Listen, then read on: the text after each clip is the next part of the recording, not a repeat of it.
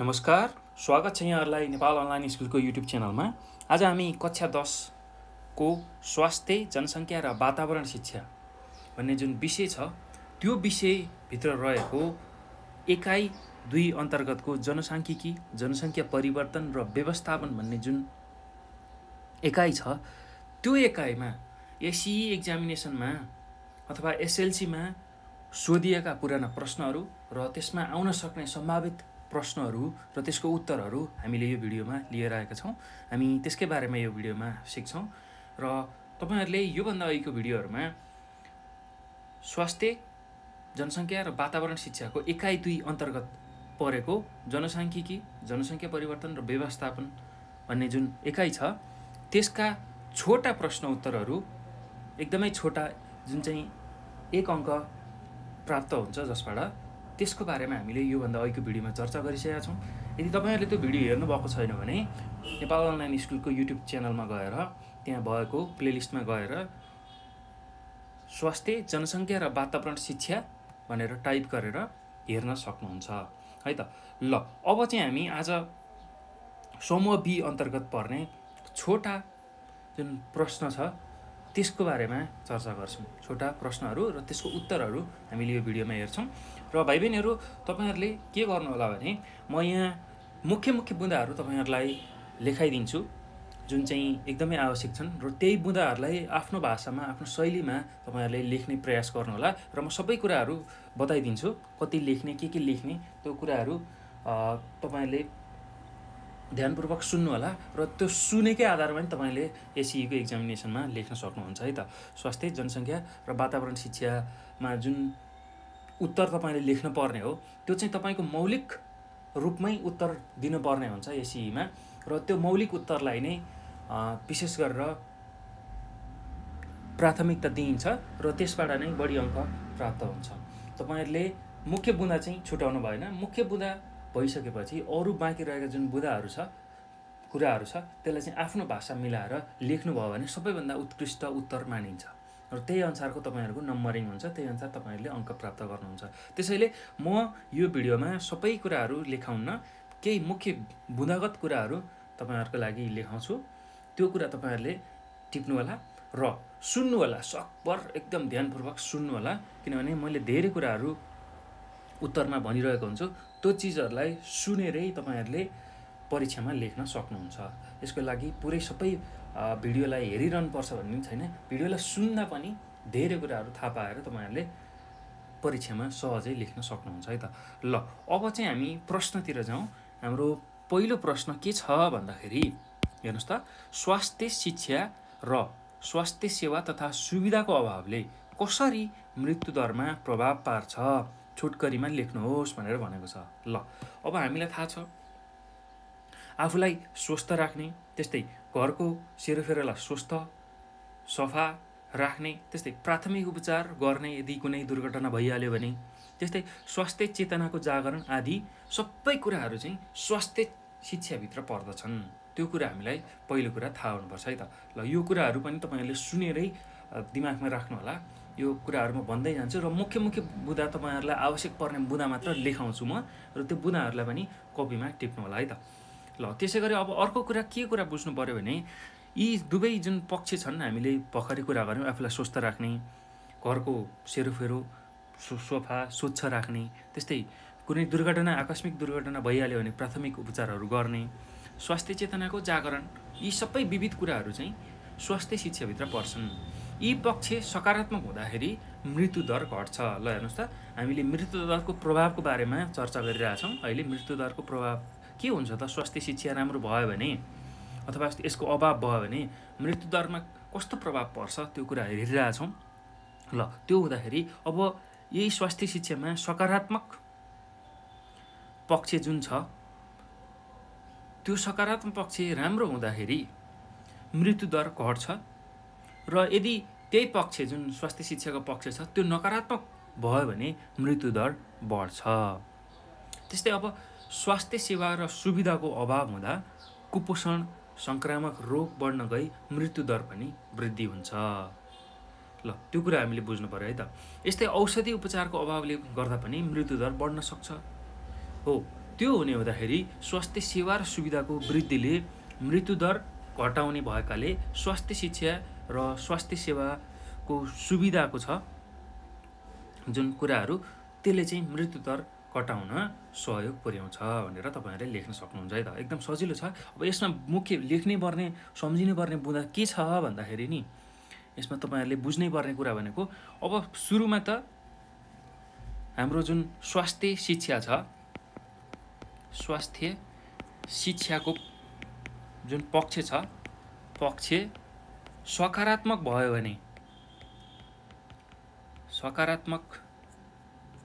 भयो भने के हुन्छ भन्दा मृत्युदर घट्छ। ल तपाईहरुलाई सजिलो होस् भनेर मैले यसरी बुँदा लेखिदिरहेको छु है, याद गर्नु होला। ल स्वास्थ्य शिक्षाको जुन पक्ष सकारात्मक हुँदाखेरि मृत्युदर घट्छ, त्यस्तै नकारात्मक हुँदाखेरि मृत्युदर बढ्छ। ल यो कुरा तपाईहरुले छुटाउनु भएन। अब अर्को कुरा भनेको स्वास्थ्य सेवा र सुविधाको अभाव हुँदाखेरि, स्वास्थ्य सेवा र सुविधाको अभाव हुँदा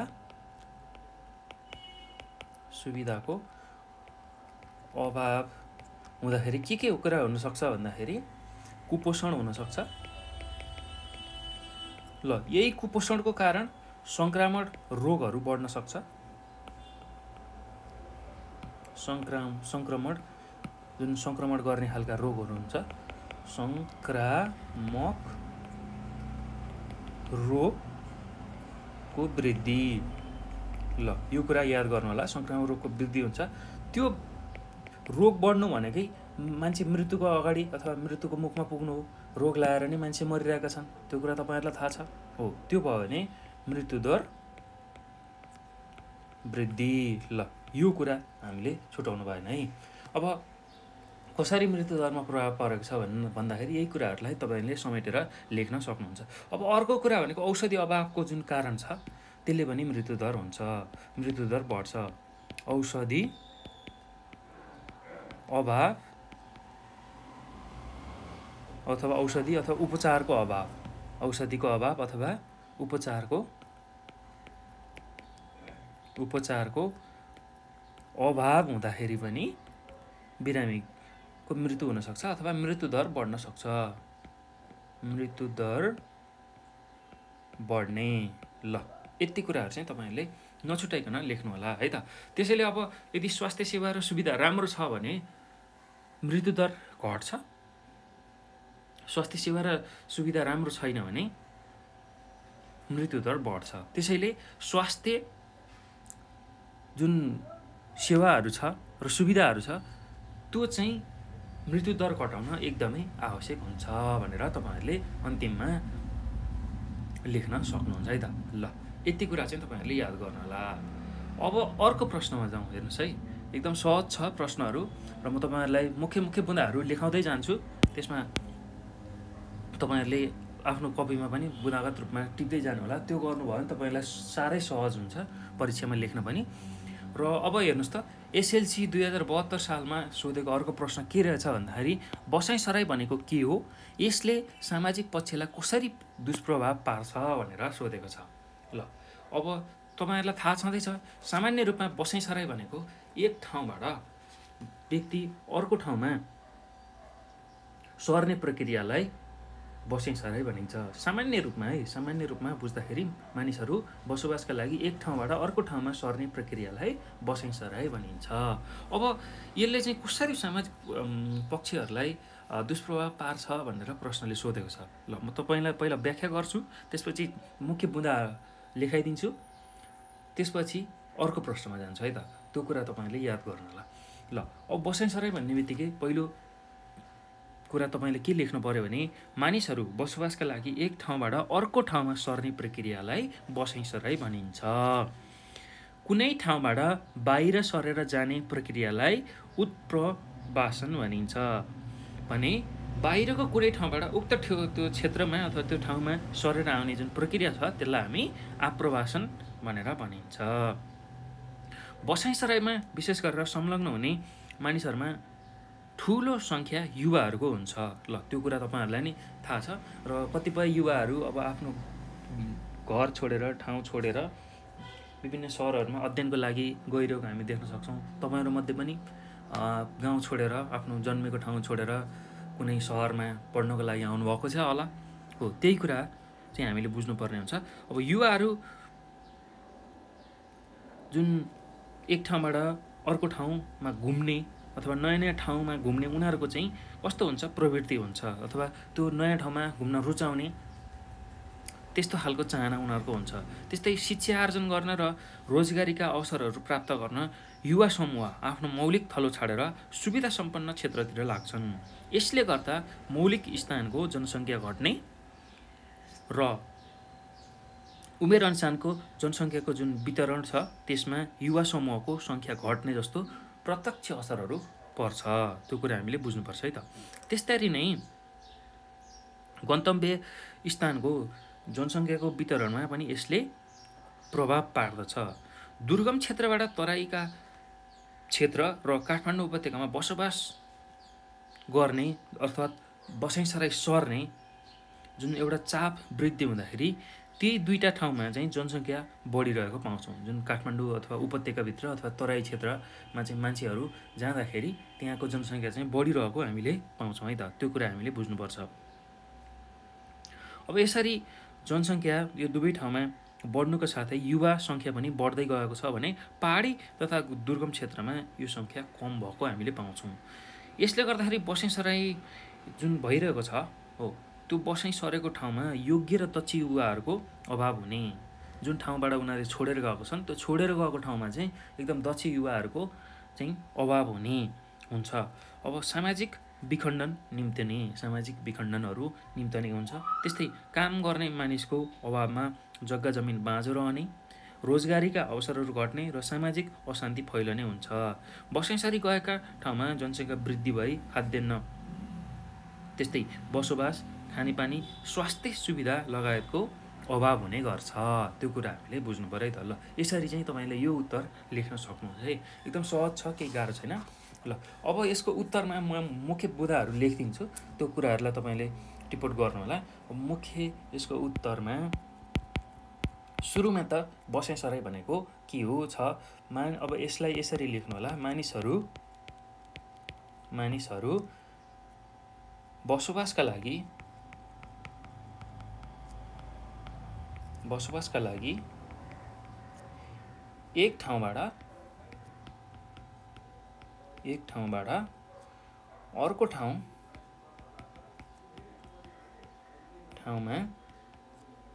सर्ने प्रक्रियालाई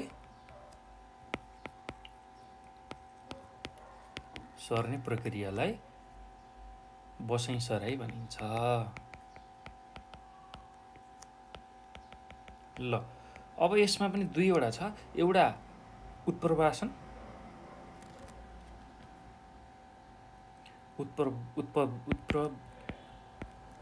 उत्प्रवासन जसलाई हामी EMIGRATION इमिग्रेसन भन्छौँ। यो भनेको कस्तो भन्दाखेरि कुनै एउटा ठाउँबाट बाहिर सरेर जाने प्रक्रिया। जस्तै कि यो एउटा ठाउँ छ सपोज, अथवा मानौँ यो काठमाडौँ छ, काठमाडौँबाट मान्छे छोडेर विराटनगर गए भने त्यसरी यो छोडेर जाने जुन अथवा बसाइ सर्ने प्रक्रिया छ त्यसलाई हामी उत्प्रवासन भनेर भन्छौँ। अब अर्को छ आप्रवासन। ल आप्रवासन जसलाई हामी IMMIGRATION इमिग्रेसन भन्छौँ। ल यो भनेको चाहिँ कुनै ठाउँबाट उक्त क्षेत्रमा सरेर आउने प्रक्रियालाई। जस्तै कि यही काठमाडौँमा कुनै ठाउँ, ल मानौँ नेपालगञ्जबाट मान्छेहरू आए, बसाइ सरेर आयो भने यहाँको जुन अबको जुन बसाइ सराइ छ त्यसलाई हामी आप्रवासन भनेर भन्छौँ। ल एकदम सजिलो छ है, केही गाह्रो छैन। ल यो जुन छोड्ने ठाउँ छ, छोडेर अर्को ठाउँमा गयो भने त्यसलाई हामी उत्प्रवासन भन्छौँ। र त्यो ठाउँमा अन्तबाट मान्छे आयो भने त्यसलाई हामी के भन्छौँ? आप्रवासन भनेर भन्छौँ। ल यही कुरा तपाईँहरूले आफ्नो भाषामा मिलाएर लेख्नु होला है त। ल तपाईँहरूलाई मैले यहाँ मुख्य बुँदा मात्रै अब लेखाइरहेको छु, त्यसलाई तपाईँहरूले बुझेर लेख्नु होला है त। ल एकदम सहज छ, केही गाह्रो छैन।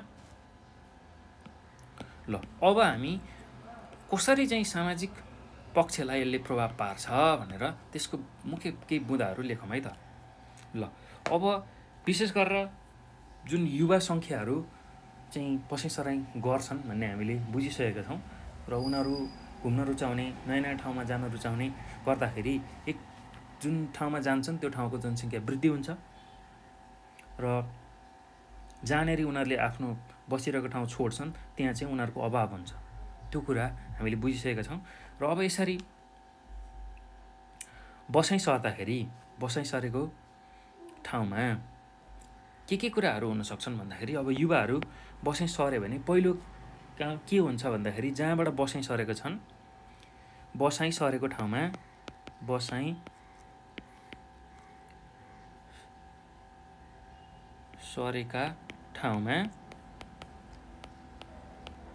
सरेका ठाउँमा योग्य र दक्ष युवाको अभाव हुन्छ। ल यो कुरा हामीले छुटाउनु भएन है। जुन ठाउँबाट बसाइ सरेर हिँडे, जस्तै कि मानिलिउँ ल रसुवा जिल्लामा युवाहरू थिए, उनीहरू चाहिँ त्यहाँबाट बसाइ सरेर काठमाडौँ भित्रिए पढ्नको लागि अथवा रोजगारीका लागि। काठमाडौँ भित्रिए भने यहाँ रसुवा छ, यहाँ काठमाडौँ। ल रसुवाबाट काठमाडौँ भित्रिए भने अब त्यो रसुवा भन्ने जुन ठाउँ छ त्यहाँ चाहिँ योग्य र दक्ष युवाको अभाव हुन पुग्छ। र अर्को कुरा के हुनसक्छ भने सामाजिक विखण्डन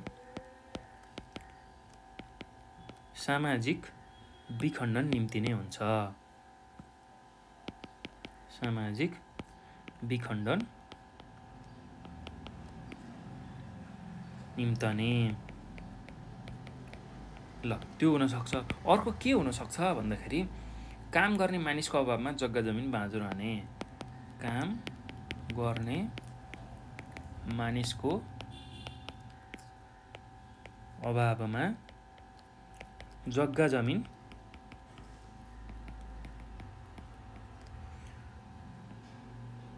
खाली अथवा बाँझो रहने। ल यो कुराहरू हुनसक्छ। अब अर्को कुरा के हुन्छ भन्दा रोजगारीको अवसर घट्ने,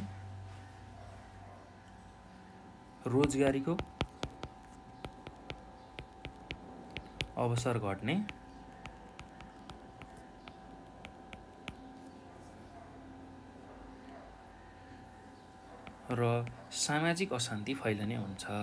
सामाजिक अशान्ति फैलिने हुन्छ।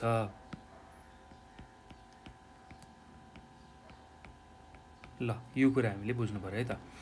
अब अर्को के हुनसक्छ भने जुन बसाइसरी गएका ठाउँमा बसाइसरी, जस्तै कि अब काठमाडौँको कुरा गरौँ है। अहिले हामीले रसुवाको कुराहरू लेख्यौँ, यही रसुवाको कुराहरू यहाँ लेख्यौँ। अब काठमाडौँमा चाहिँ के हुन्छ त, बसाइ सरेर काठमाडौँ पुग्यो भने काठमाडौँमा चाहिँ के हुन्छ भन्दाखेरि खाद्यान्न, त्यस्तै गरेर बस्ने खाने, त्यस्तै गरेर स्वास्थ्य सुविधा, खानेपानी आदिको अभाव हुन्छ। ल यो कुरा हामीले बुझ्नु पर्यो है त। ल यति कुराहरू चाहिँ तपाईँहरूले मिलाएर आफ्नो भाषामा, आफ्नो शैलीमा लेख्नु होला है त। एकदम सहज छ, केही गाह्रो छैन। र मैले मुख्य बुँदाहरू तपाईँहरूलाई यहाँ यसो लेखाइदिएँ ताकि तपाईँहरूलाई सजिलो होस् परीक्षामा यही कुराहरूलाई बुँदा यही सम्झिएर आफ्नो भाषामा तपाईँहरूले यसलाई लेख्न सक्नुभयो भने अझ उत्तम उत्तरहरू हुन्छ तपाईँको लागि र त्यसले राम्रो अङ्क पनि ल्याउन सहयोग गर्छ तपाईँहरूलाई। ल अब अर्को प्रश्नमा जाउँ हेर्नुहोस् है। अब अर्को प्रश्न के छ भने डिम्ब निष्कासन र गर्भ खेर जाने तत्त्वले कसरी जन्ममा प्रभाव पार्दछ भनेर सोधेको छ। ल एकदम सहज छ, केही पनि गाह्रो छैन। ल यसमा हामीले के बुझ्नुपर्छ पहिलो कुरा भन्दाखेरि डिम्ब निष्कासन र गर्भ खेर जाने दुवै तत्त्व जन्ममा प्रभाव पार्ने जैविक तत्त्व हुन्। दुवैले जन्मलाई प्रभाव पार्छ, त्यो कुरा हामीले बुझ्नु पर्यो। अब अर्को यसमा के कुरा लेख्न सक्नुहुन्छ तपाईँहरूले, के कुरा बुझ्न सक्नुहुन्छ भने महिलाको पाठेघरको दायाँ र बायाँ दुईवटा डिम्बाशयहरू हुन्छन्। अब प्रत्येक महिना कुनै एक डिम्बाशयबाट डिम्ब तयार भई रजस्वला भएको 14 दिनमा एउटा परिपक्व डिम्ब निष्कासन हुन्छ। बिस्तारै उक्त डिम्बवाहिनी नलीमा आएर बस्छ, त्यो कुरा हामीले बुझ्नुपर्छ। यस बेलामा पुरुष र महिलाको सहवास अथवा जुन यौन क्रियाहरू हुन्छ त्यो हुँदाखेरि पुरुषको शुक्रकीट महिलाको डिम्बासँग यदि मिल्यो भने त्यति बेला गर्भ रहने सम्भावना हुन्छ। अर्थात् डिम्ब परिपक्व भएको बेला सहवास भयो भने महिला गर्भवती हुन्छन्, अरू बेला गर्भ रहँदैन। त्यो कुरा हामीले सम्झनुपर्छ है त। त्यस्तै गर्भधारण हुँदैमा जीवित शिशु नजन्मन सक्छ। अब गर्भधारण त भएको छ तर शिशु पेटभित्रै मरेर जन्मने त्यस्तो पनि हुनसक्छ। त्यसैले अब शिशु जीवित नै जन्मन्छ भन्ने पनि हुन्न। प्रजनन पश्चात गर्भमा रहेको बच्चालाई पुरा समय गर्भमा राखेर जीवित जन्म दिने क्षमताको आवश्यकता पर्दछ, त्यो कुरा हामीले बुझ्नुपर्छ। कतिपय कारणले महिलाहरूमा गर्भ रहे पनि गर्भ खेर जाने वा मरेको शिशु जन्मने सम्भावना रहन्छ। ल यति कुरा हामीले लेख्नुपर्ने हुन्छ है त। एकदम सहज छ, केही गाह्रो छैन। र विशेष गरेर अब यसको उत्तरमा तपाईँहरूले म मुख्य बुँदा मात्रै लेखिदिन्छु। तपाईँहरूलाई मैले उत्तर भनिसकेँ के हुने रहेछ, त्यो कुराहरू तपाईँले बुझिसक्नुभयो। अब यसमा विशेष गरेर मुख्य छुटाउने नहुने कुरा भनेको डिम्ब निष्कासन र गर्भ खेर जाने जुन तत्त्व छ त्यसलाई हामी जैविक तत्त्व भनेर भन्छौँ र यसलाई यसरी म लेख्छु जैविक। यो दुवै जैविक तत्त्व, यो दुईटै जैविक तत्त्व हो, डिम्ब निष्कासन र गर्भ खेर जाने, जसले चाहिँ जन्ममा एकदमै ठुलो प्रभाव पार्छ। अब अर्को कुरा यसमा तपाईँहरूले के थप्न सक्नुहुन्छ भने महिलाको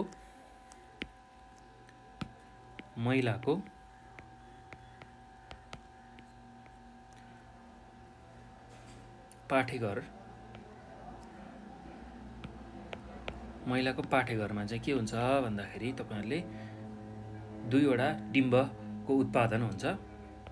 महिलाको पाठेघरमा डिम्बको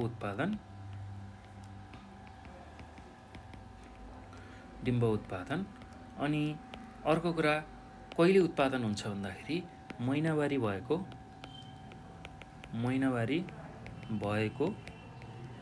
लगभग 14 दिनमा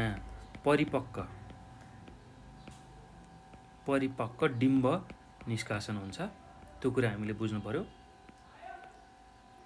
है त। अब त्यति बेला सहवास भयो भने पुरुषसँग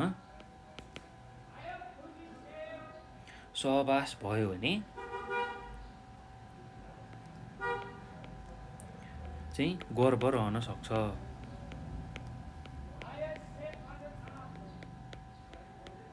अब यो गर्भ ठ्याक्कै बस्छ नै भन्ने पनि हुँदैन, यसको उचित समय यसलाई दियो, यसको राम्रो स्याहार भयो भने मात्रै यो गर्भ बस्छ अथवा बच्चा जन्मने हुन्छ।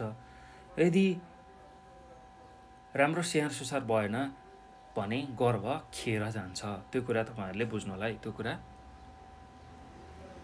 र अर्को जुन डिम्ब निष्कासन छ त्यसको रजस्वला भएको ठ्याक्कै 14 दिनको आसपासमा परिपक्व डिम्ब हुन्छ, त्यति बेला सहवास भयो भने मात्रै गर्भ रहने हो। र त्यो गर्भ रहेको पनि हामीले जीवित शिशु जुन जन्मनेवाला छ त्यो नजन्मने नि सक्छ। त्यसको लागि एउटा के चाहिन्छ भन्दाखेरि उसलाई बच्चालाई पुरा समय जन्मिनको लागि जुन समय छुट्टिएको हुन्छ त्यो समय उसको लागि छुट्याउनुपर्छ र उसको स्याहार सुसार गर्भमै पनि आमाको स्याहार सुसार गर्नुपर्ने हुन्छ। त्यो भयो भने मात्रै बच्चा जन्मन्छ है त। ल यो कुरा हामीले बुझ्नुपर्छ। त्यसैले डिम्ब निष्कासन र गर्भ खेर जाने जुन जैविक तत्त्व छ त्यसले चाहिँ जन्ममा प्रभाव पार्दछ भनेर तपाईँहरूले लेख्न सक्नुहुन्छ है त। अब अर्को प्रश्नमा जाउँ। हेर्नुहोस् त, प्रश्न नम्बर 4 मा जुन चाहिँ 2070 सालको एसएलसीमा सोधेको प्रश्न हो। र भाइ बहिनीहरू हामीले चाहिँ यसमा एसएलसी अथवा एसईमा सोधेका विगतका प्रश्नहरू र सोध्न सक्ने सम्भावित प्रश्नहरूको उत्तरहरू यो भिडियोमा हेरिरहेछौँ। ल अब अर्कोमा के छ भने सक्रिय र निष्क्रिय, सक्रिय र आश्रित जनसङ्ख्या बीच फरक देखाउनुहोस् भनेर सोधेको छ। ल अब सक्रिय र आश्रित जनसङ्ख्या भन्ने बित्तिकै पहिला त्यसलाई बुझौँ। के हो त सक्रिय जनसङ्ख्या र आश्रित जनसङ्ख्या भनेको? आश्रित जनसङ्ख्या भन्ने बित्तिकै कुनै जनसङ्ख्यामा उनीहरू आश्रय लिने, जस्तै कि साना बालबच्चा, त्यसै गरी 60 वर्ष कटेका वृद्धहरू जो चाहिँ अरूमा भर पर्नुपर्ने हुन्छ सबै चिजको लागि हो, त्यस्ता खालका जनसङ्ख्यालाई हामी आश्रित जनसङ्ख्या भन्छौँ। उनीहरू चाहिँ आफैले काम गरेर जीविकोपार्जन गर्न सक्दैनन्, त्यस्तो खालको जनसङ्ख्यालाई हामी आश्रित जनसङ्ख्या भन्छौँ। र सक्रिय जनसङ्ख्या भन्ने बित्तिकै जसले चाहिँ काम गर्न सक्छन्, अर्थात् 15 देखि लगभग 59 वर्षको उमेरसम्म अथवा 60 वर्षको उमेर समूहका जुन जनसङ्ख्या छ उनीहरूले चाहिँ आफै काम गरेर आफ्नो जीविकोपार्जन गर्न सक्छन् हो। त्यही कुराको बारेमा हामीले लेख्नुपर्नेछ, त्यही फरक लेख्नुपर्नेछ है त। ल अब यसको उत्तरमा तपाईँहरूले के लेख्न सक्नुहुन्छ भने कुनै स्थान, क्षेत्र र देशको जनसङ्ख्यालाई उमेरका हिसाबले 14 वर्षभन्दा मुनिको उमेर समूह, त्यस्तै 15 देखि 59 वर्षको उमेर समूह र 60 वर्ष वा सोभन्दा माथिको उमेर समूह गरी 3 वर्गमा विभाजन गरिएको छ। त्यो मध्ये 15 देखि 59 वर्षको जुन उमेर समूह छ त्यसले चाहिँ त्यो उमेर समूह अथवा जनसङ्ख्या छ त्यसले चाहिँ काम गरी अर्थोपार्जन गर्ने सक्ने भएकाले उक्त उमेर समूहलाई हामी सक्रिय जनसङ्ख्या भनेर भन्छौँ। र विक्रम सम्वत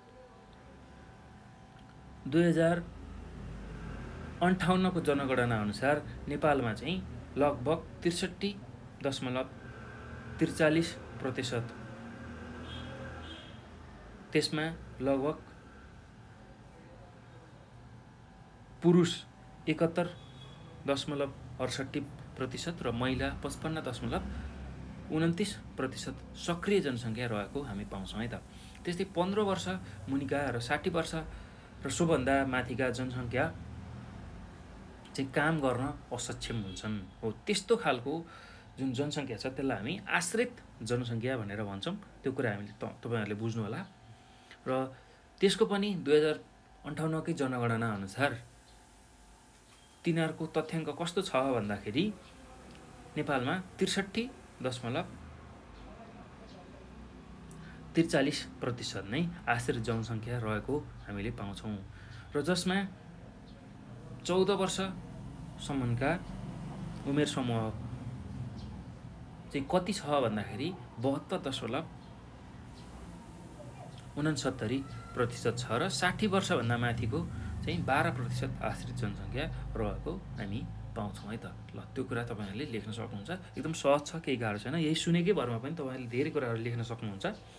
र विशेष गरेर अब सक्रिय जनसङ्ख्या, सक्रियमा के लेख्न सक्नुहुन्छ भने म एकदम छोटकरीमा तपाईँहरूलाई लेखाइदिन्छु। सक्रिय यतापट्टि सक्रिय राख्नुहोस्, यतापट्टि आश्रित। ल मुख्य कुरा भनेको यसलाई 2 तरिकाले लेख्न सकिन्छ। पहिलो सक्रिय जनसङ्ख्या भनेको पहिला यसको उमेर समूह लेख्नुहोस्। सक्रिय जनसङ्ख्या भनेको 15 देखि 59 वर्षको उमेर। ल यति कुरा तपाईँहरूले लेख्न सक्नुहुन्छ है त। यति वर्षको उमेर समूहको जनसङ्ख्या भनेर त्यसलाई जो सक्रिय जनसङ्ख्या भनेर लेख्न सक्नुहुन्छ। र आश्रित जनसङ्ख्या भनेको अब यसमा 14 वर्ष मुनिका, जसलाई हामी 0 देखि 14 वर्ष उमेर समूह,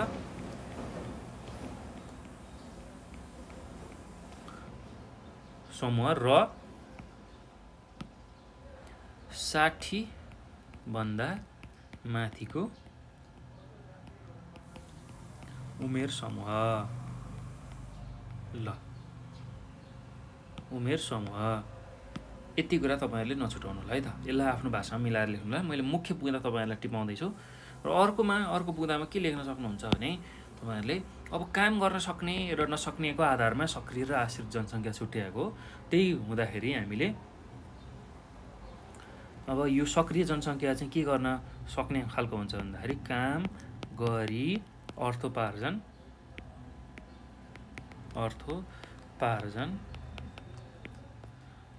गर्न सक्ने। ल अब यसलाई आफ्नो भाषामा एकदम मिलाएर लेख्नु होला है।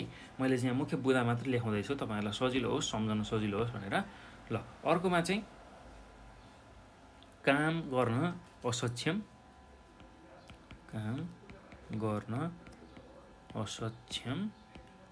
र अरूमा जीविकोपार्जन गर्नको लागि आश्रित हुनुपर्ने। जीविकोपार्जन गर्न भर पर्नुपर्ने।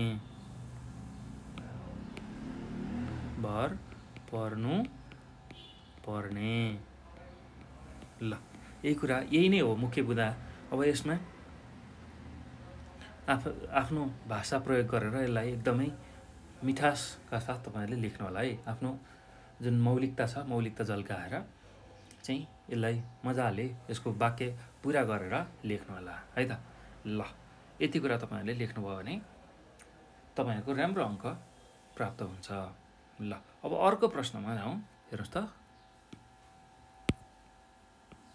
ल अर्को प्रश्न के सोधेको छ भन्दाखेरि उमेर विशिष्ट प्रजनन दर भन्नाले के बुझिन्छ, यसको महत्त्व र आवश्यकता बारे चर्चा गर्नुहोस् भनेर सोधेको छ।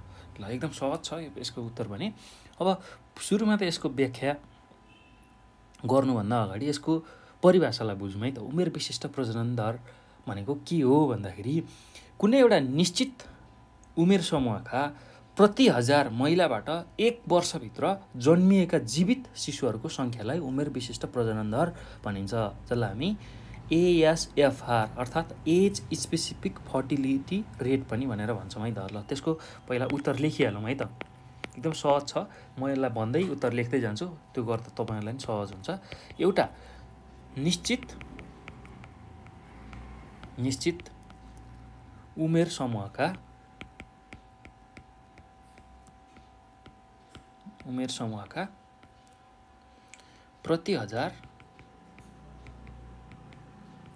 प्रति 1000 महिलाबाट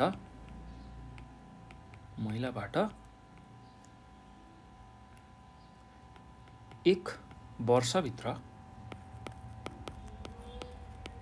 वर्षभित्र जन्मिएका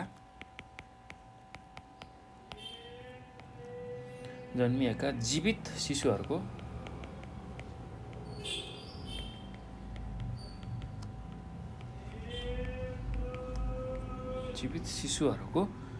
सङ्ख्यालाई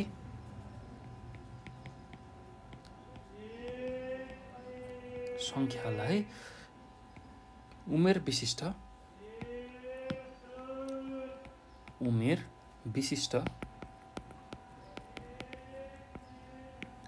प्रजनन दर, जसलाई हामी अङ्ग्रेजीमा ASFR अर्थात् एज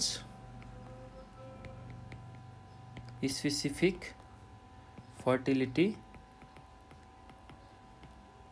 रेट भनेर भन्छौँ है त।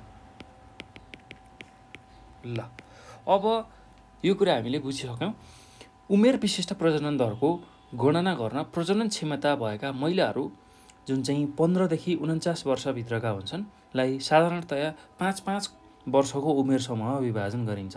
जस्तै कि अब 15 वर्षदेखि 59 वर्षसम्मको जुन महिलाको उमेर समूह छ त्यसमा चाहिँ 5-5 वर्षको उमेर समूह बनाएर विभाजन गरिन्छ र प्रत्येक उमेर समूहको प्रजनन दर अलग अलग मापन गरिन्छ। जस्तै 20 देखि 24 वर्षको उमेर विशिष्ट प्रजनन दर निकाल्नु परेमा 20 देखि 24 वर्षका महिलाबाट वर्षभरिमा जन्मिएका जीवित शिशुहरूको सङ्ख्यालाई त्यस स्थानमा रहेका जुन 20 देखि 24 वर्षका जम्मा महिलाहरूको सङ्ख्याले भाग गरिन्छ। त्यो गरियो भने उमेर विशिष्ट प्रजनन दर निक्लिन्छ है त। अब यसको सूत्र छ, त्यो सूत्र पनि लेखौँ। म तपाईँहरूलाई छोटकरीमा सूत्र लेखिदिन्छु र त्यही अनुसार तपाईँले यो कुराहरू परीक्षामा पनि लेख्न सक्नुहुन्छ है त।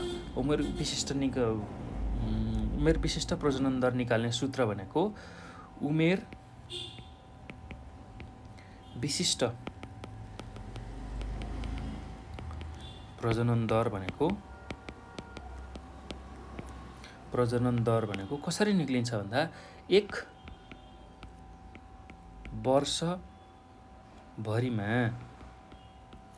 वर्षभरिमा कुनै खास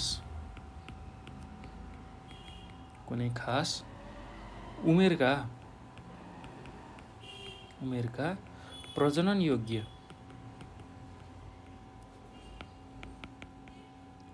योग्य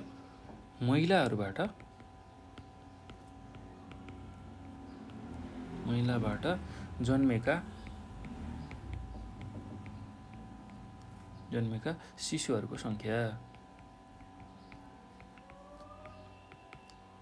सङ्ख्यालाई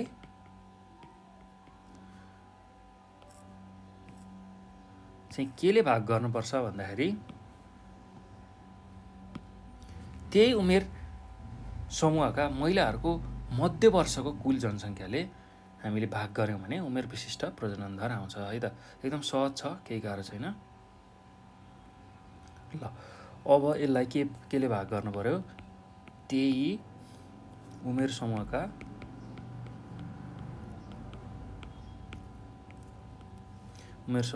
महिलाहरूको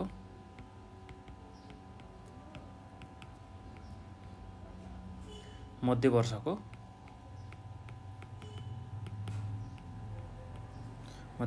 कुल सङ्ख्या। ल भाग गर्नु पर्यो र 1000ले फेरि यसलाई गुणन गर्नुपर्ने हुन्छ है। एकदम सहज छ, केही गाह्रो छैन। ल यति कुरा गरिसकेपछि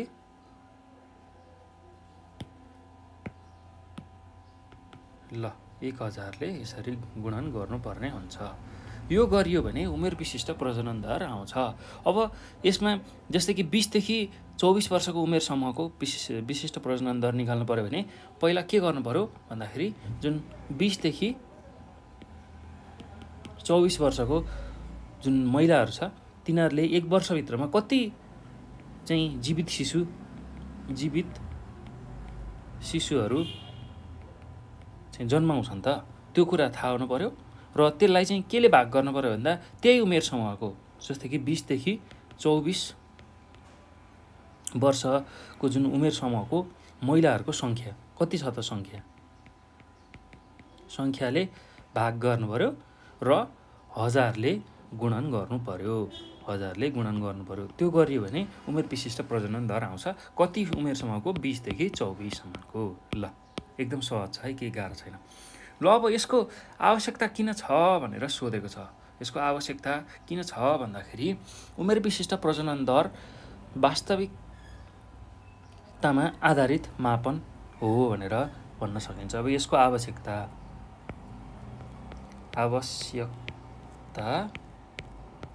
एवं महत्त्व किन छ त त्यही कुरालाई लेखौँ है त।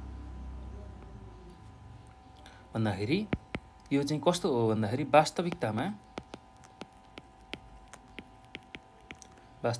आधारित मापन हो। त्यो भएर यसको महत्त्व छ र यसबाट प्रजनन योग्य महिलाहरू जुन 14 देखि 49 वर्षका मध्ये कुन उमेर समूहको महिलाहरूले सबैभन्दा बढी र कुन उमेर समूहका महिलाहरूले सबैभन्दा कम बच्चा जन्माउँछन् भन्ने वास्तविक तथ्य पत्ता लाग्छ। ठिक छ। ल, वास्तविकतामा आधारित मापन किन भनिएको रहेछ भन्दाखेरि जस्तै कि कुन उमेर समूहमा बढी बच्चा जन्मिने रहेछ, उमेर समूहमा बढी बच्चा जन्मिने रहेछ र कुन उमेर समूहमा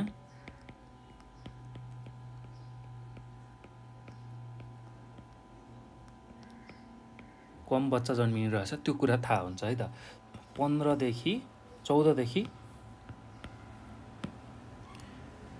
देखि 49 वर्षका महिलाहरूको उमेर समूहमा ल यति उमेर समूहमा चाहिँ कुन उमेर समूहका महिलाले बढी बच्चा जन्माउने रहेछन् र कुन उमेर समूहका महिलाले कम बच्चा जन्माउने रहेछन् त्यो वास्तविक रूपमा मापन गर्न सकिने भएको हुनाले यसलाई चाहिँ वास्तविकतामा आधारित मापन भनिन्छ र त्यसैले नै यो एकदमै आवश्यक मानिन्छ। ल, अब त्यो कुरा बुझिसकेपछि अर्को कुरा यसको के महत्त्व छ भन्दा यसबाट महिलाहरूको प्रजनन क्षमता सधैँभरि एकनाश हुँदैन, उमेर बढ्दै जाँदा प्रजनन क्षमता घट्दै जान्छ भन्ने कुरा थाहा हुन्छ। जस्तै कि 20 देखि 24 अथवा 25 देखि 29 वर्षको उमेर समूहका महिलाहरूको प्रजनन दर उच्च हुन्छ, त्यसपछि क्रमशः घट्दै जान्छ। अब के कुरा पत्ता लगाउन अर्को यसले सहयोग गर्यो भन्दाखेरि प्रजनन क्षमता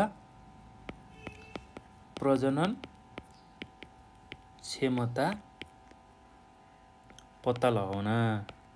ल, यसलाई बुझ्दाखेरि कसरी बुझिन्छ भन्दाखेरि प्रजनन क्षमता उमेर बढ्दै जाँदा घट्दै जान्छ, त्यो कुरा हामीले बुझ्नु पर्यो। उमेर बढ्दै जाँदा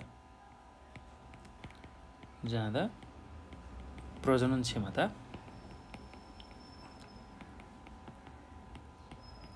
घट्दै जाने। ल, यो कुरा हामीले सम्झनु पर्यो है त। अब यसको अर्को महत्त्व पनि छ। यसको अर्को महत्त्व के छ भने यसबाट कुन उमेर समूहका महिलाको उच्च प्रजनन क्षमता छ भन्ने कुरा थाहा हुने भएकाले जनसङ्ख्या नियन्त्रण गर्न कुन उमेर समूहमा विशेष प्राथमिकता दिनुपर्छ भन्ने कुराको बोध हुन्छ र सोही अनुसार योजना बनाउन सहयोग पुग्छ। ल, जनसङ्ख्या प्रजनन क्षमता पत्ता लगाउन सहज हुन्छ, त्यो कुरा हामीले बुझिसक्यौँ। त्यसमा अर्को के कुरा जोडौँ भने त्यसले चाहिँ जनसङ्ख्या नियन्त्रण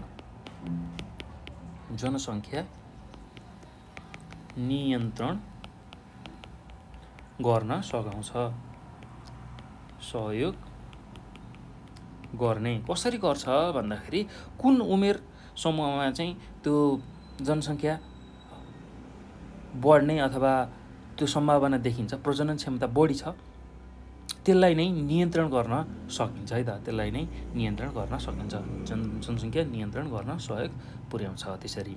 ल, यति चाहिँ कुराहरू तपाईँहरूले लेख्नु होला है त। एकदम सहज छ, केही गाह्रो छैन। ल, अब यो पछि हामी अर्को प्रश्नमा जाउँ। अर्को प्रश्नलाई के भनेको छ भन्दाखेरि उमेर विशिष्ट मृत्युदर थाहा पाउनु किन आवश्यक छ, यसलाई कसरी गणना गरिन्छ सूत्रसहित लेख्नुहोस् भनेर सोधेको छ। ल, यो एकदम सहज छ, केही गाह्रो छैन। ल, अब के कुरा बुझ्नु पर्यो भने हामीले उमेर विशिष्ट मृत्युदर भनेको के हो पहिला त्यसलाई बुझौँ है त। उमेर विशिष्ट मृत्युदर भन्नाले कुनै निश्चित क्षेत्रमा अथवा स्थानमा कुनै खास उमेर समूहका व्यक्तिहरूको मृत्युदरलाई बुझाउँछ।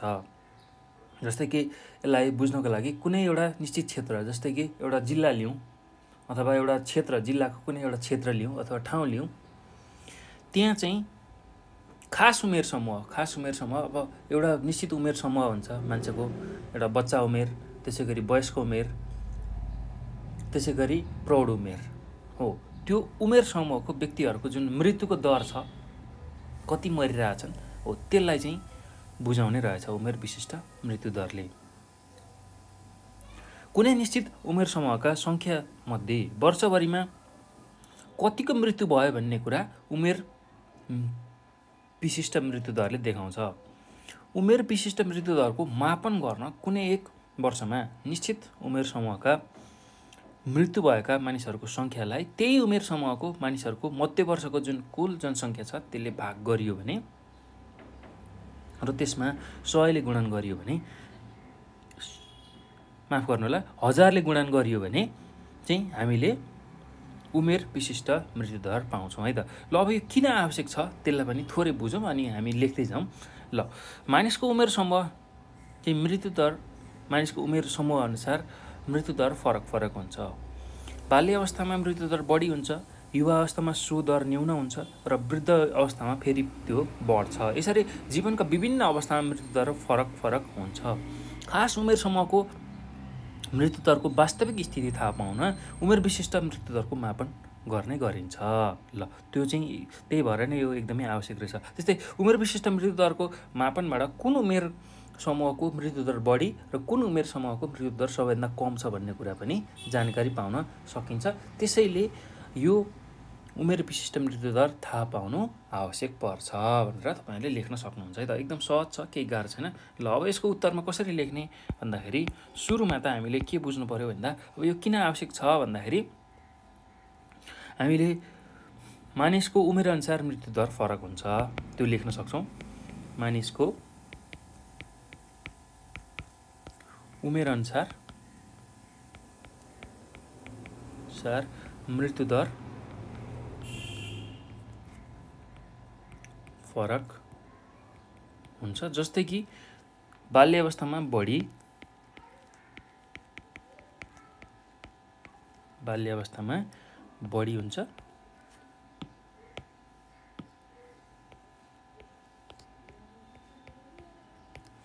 त्यस्तै युवा अवस्थामा न्यून,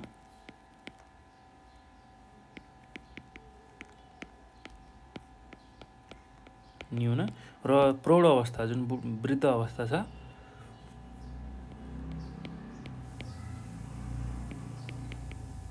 वृद्ध अवस्थामा पुनः बढ्छ। ल यो कुरा हामीलाई थाहा हुनु पर्यो है, मृत्युदर यसरी फरक हुन्छ। अब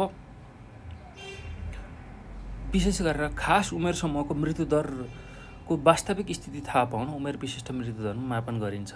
अब यसको मुख्य काम भनेको के रहेछ भन्दाखेरि खास उमेर समूहको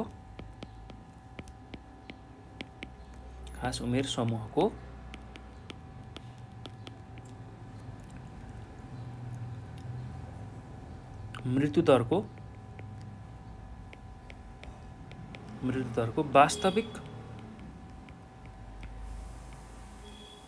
वास्तविक स्थिति थाहा पाउन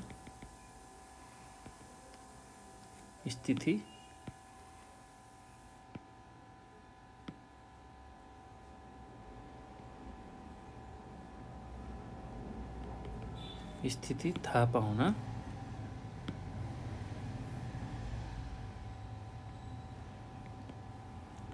पाउन चाहिँ उमेर विशिष्ट मृत्युदरको मापन गरिन्छ। उमेर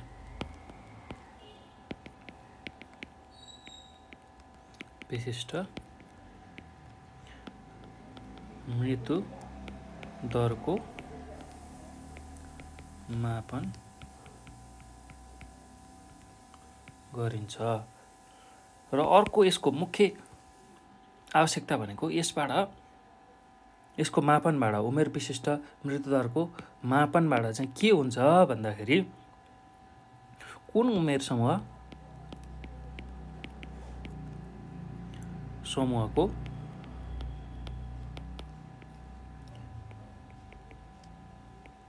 मृत्युदर बढी र कुन उमेर समूहको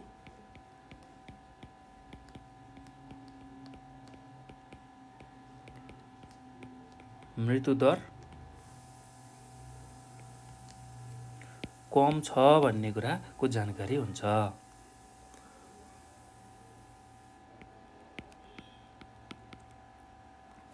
कम छ भन्ने कुराको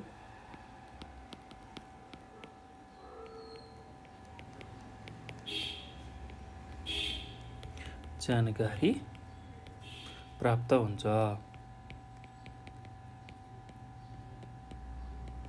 ल यति कुरा चाहिँ तपाईँहरूले बुझ्नु पऱ्यो है त। यही नै यसको आवश्यकता हो।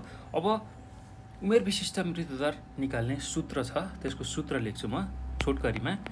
तपाईँहरूले बुझिसक्नु भएको छ। उमेर विशिष्ट मृत्युदर भनेको कुनै निश्चित क्षेत्र वा स्थानमा कुनै खास उमेर समूहका व्यक्तिहरूको जुन मृत्युदर छ त्यसलाई बुझाउँछ। ल अब यसको सूत्र के हो भन्दाखेरि उमेर विशिष्ट मृत्युदर भनेको उमेर विशिष्ट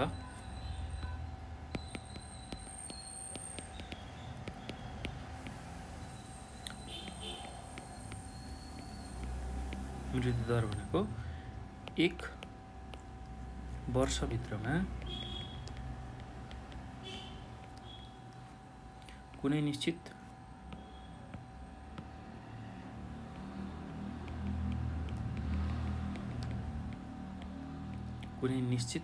उमेर समूहका मर्ने मानिसहरूको सङ्ख्यालाई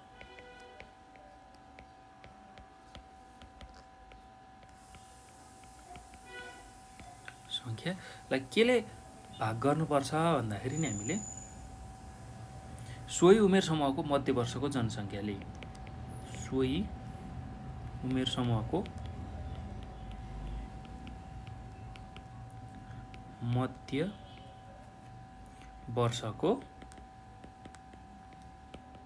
जनसङ्ख्याले भाग गर्ने र 1000ले गुणन पनि गर्नुपर्ने हुन्छ है त।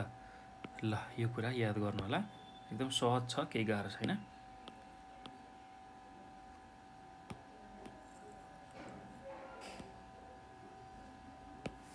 ल यसलाई 1000ले गुणन गर्यो भने चाहिँ उमेर विशिष्ट मृत्युदर आउँछ। ल यति कुरा तपाईँहरूले लेख्नु होला है त, आफ्नो भाषामा मिलाएर लेख्नु होला। मैले मुख्य बुदागत कुराहरू यहाँ लेखाइरहेको छु तपाईँहरूलाई सहज होस् भनेर। ल अब हामी अर्को प्रश्नमा जाउँ।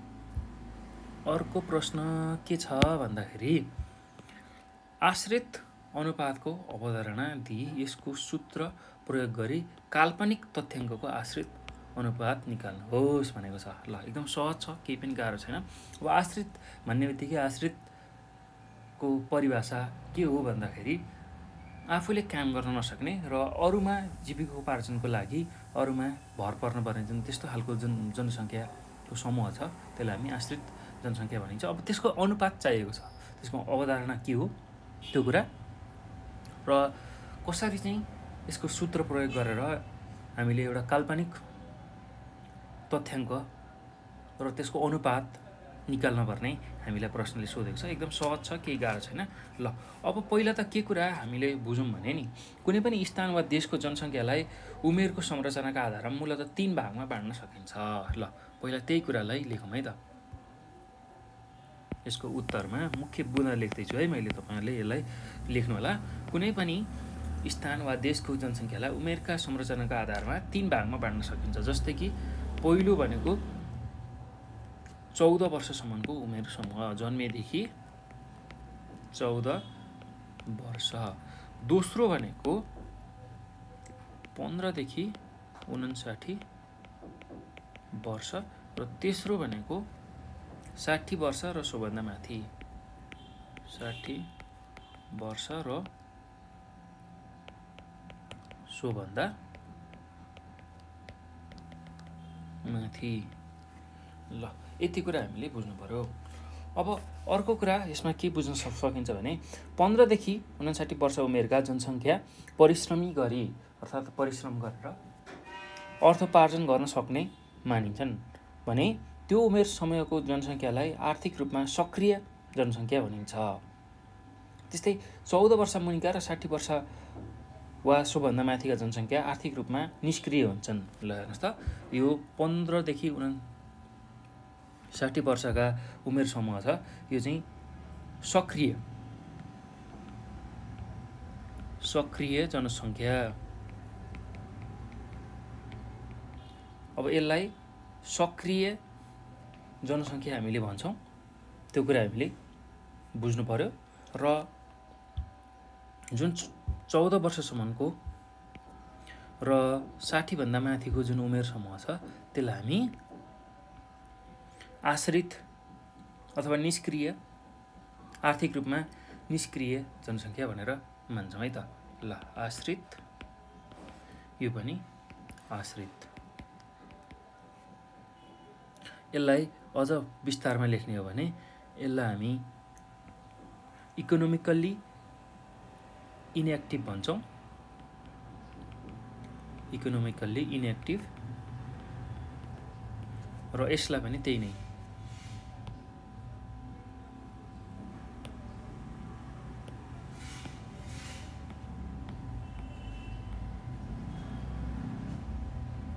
ल यति जनसङ्ख्या हो। र यो बिचको जुन जनसङ्ख्या छ 15 देखि 59 वर्षको, यसलाई चाहिँ हामी के भन्छौँ भन्दाखेरि इकोनोमिकल्ली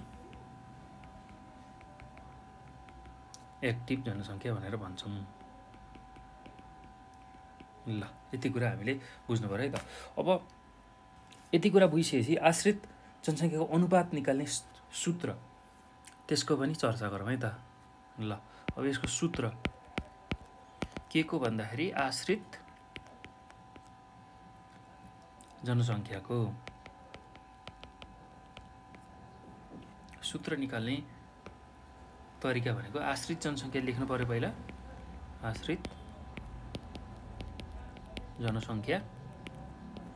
ल आश्रित जनसङ्ख्या निकाल्न हामीले सुरुमा के गर्छौँ भन्दाखेरि आश्रितहरूको सङ्ख्यालाई आर्थिक रूपले सक्रिय जुन जनसङ्ख्या छ त्यसले भाग गर्ने र 100 ले गुणन गर्ने। ल यसमा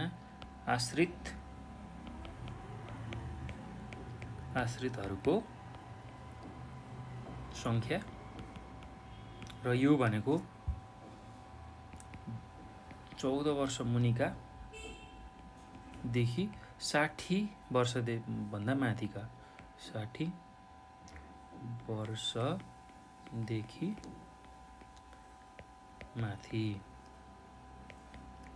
ल यो जनसङ्ख्या चाहियो, र यसलाई केले भाग गर्नुपर्छ भन्दाखेरि हामीले आर्थिक रूपले सक्रिय जनसङ्ख्या, आर्थिक रूपले सक्रिय जनसङ्ख्या। ल यति कुरा हामीले लेख्नु पर्यो है त। र यसलाई फेरि 100 ले गुणन गर्नुपर्ने हुन्छ, त्यो कुरा नै हामीले लेखौँ।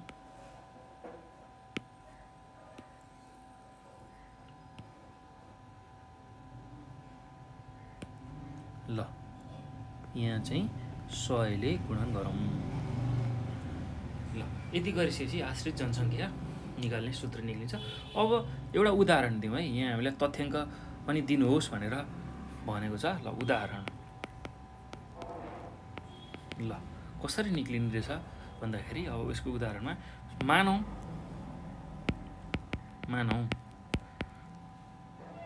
कुनै ठाउँको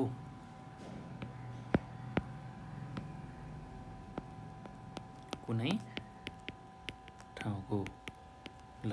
ठाउँको अब पहिला चाहिँ के लिउँ भन्दा 14 वर्षसम्मको उमेरको जनसङ्ख्या, किनभने हामीलाई यो सूत्रमा यो चाहिएको छ। र त्यसको सङ्ख्या मैले मानेको कुरा हो, यो जति पनि हुनसक्छ 8, 9, 4, 8, 5, 3, 7 छ अरे। त्यस्तै 15 देखि 59 वर्ष उमेरको सङ्ख्या अथवा जनसङ्ख्या, उमेरको जनसङ्ख्या कति छ भन्दाखेरि 1, 2, 3, 1, 0, 9, 6, 8 छ अरे। र 60 वर्ष र सोभन्दा माथिको जनसङ्ख्या,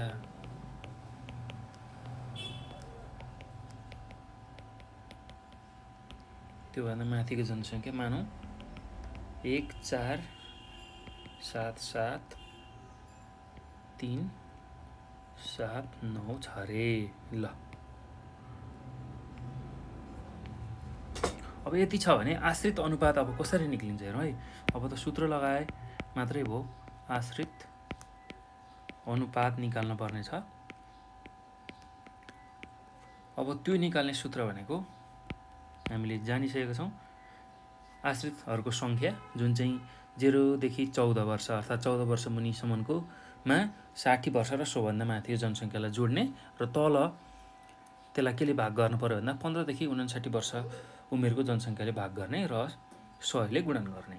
ल अब आश्रित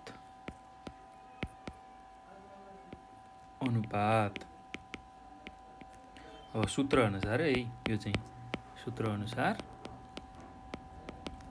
आश्रित अनुपात भनेको ल अब पहिला 0 देखि 14 वर्ष उमेरसम्मको जनसङ्ख्या 8 9 4 8 5 3 7, यसमा कति जोड्नु पर्यो, यो जनसङ्ख्या जोड्नु पर्यो 60 वर्ष र त्यस्तोभन्दा माथिको जनसङ्ख्या 1 4 7 7 3 7 9। त्यसलाई केले भाग गर्नु पर्यो भन्दाखेरि 15 देखि 59 वर्षको उमेरसम्मको जनसङ्ख्याले 1 2 3 1 0 9 6 8 ले भाग गर्नु पर्यो। अब यो भाग गर्दाखेरि लगभग कति आउँछ भन्दा 85 आउँछ, यो लगभग है त।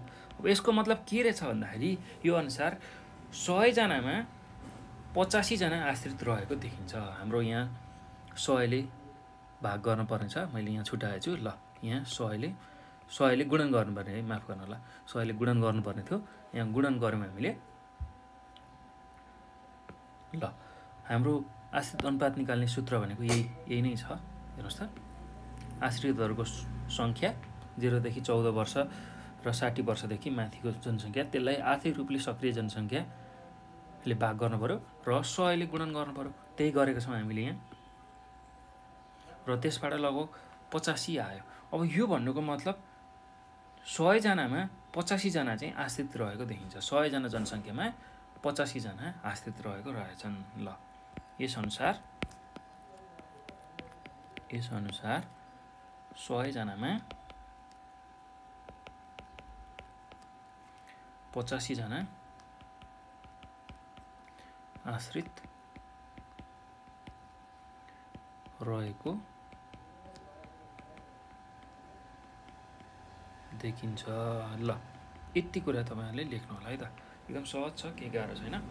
ल अब यो पछि हामी अर्को प्रश्नमा जान्छौँ। अर्को प्रश्नमा हेर्नुहोस् त, अर्को प्रश्नमा के भनेको छ भन्दाखेरि एकदम सहज छ यो पनि।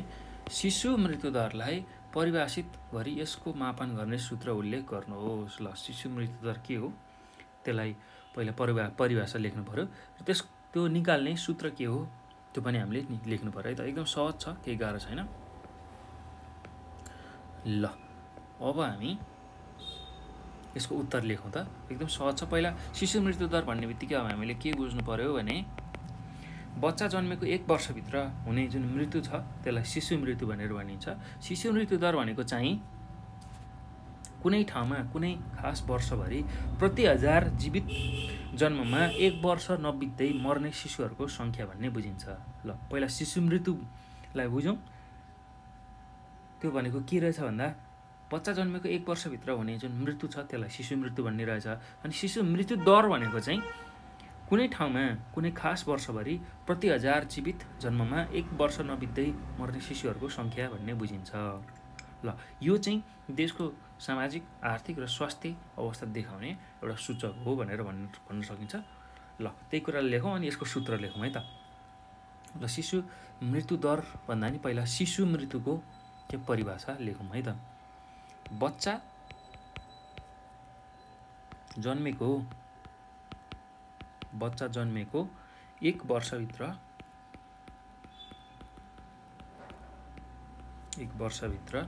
हुने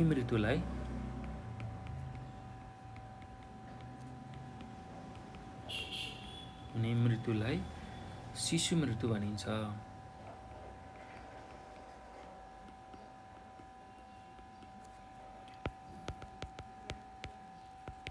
ल यो कुरा लेख्नु पर्यो। अब शिशु मृत्यु दर भनेको चाहिँ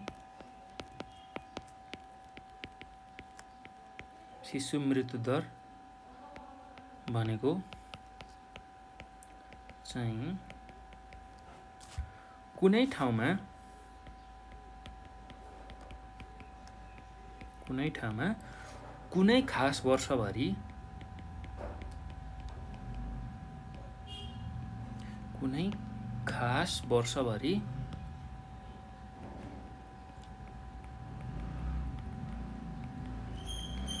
प्रति हजार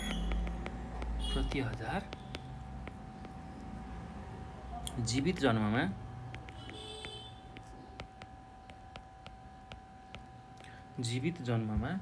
1 वर्ष नबित्दै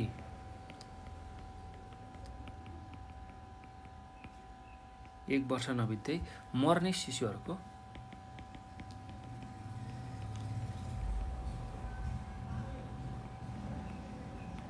शिशुहरूको सङ्ख्या भन्ने बुझिन्छ। ल यो कुरा तपाईहरुले छुटाउनु भएन र यसलाई अलिकता के थप्न सकिन्छ भने यसमा यो देशको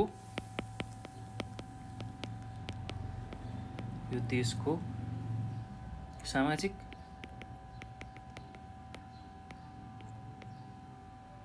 आर्थिक तथा स्वास्थ्य अवस्था देखाउने सूचक हो भनेर लेख्न सकिन्छ है त। ल अब यसको सूत्र शिशु मृत्यु दर निकाल्ने सूत्र पनि हामीले लेख्नु पर्ने छ। शिशु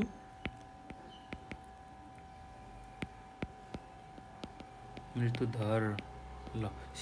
दर निकाल्ने सूत्र हामीले लेख्नु छ। ल एकदम सहज छ यसको सूत्र, केही गाह्रो छैन। ल हेर्नुस् है त, यसमा पहिला कुनै ठाउँमा यो हाम्रो सूत्र हो है। शिशु मृत्यु दर निकाल्ने सूत्र भनेको कुनै ठाउँमा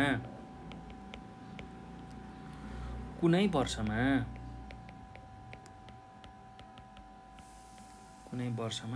1 वर्षभित्र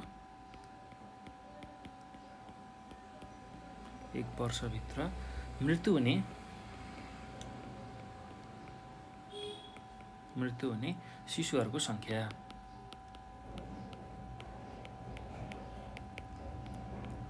शिशुहरूको सङ्ख्यालाई केले भाग गर्नुपर्ने छ भन्दाखेरि त्यस ठाउँमा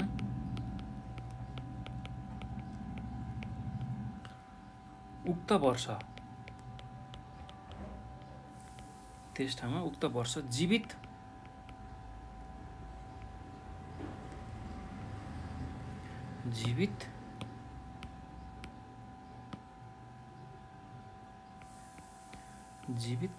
जन्मिएका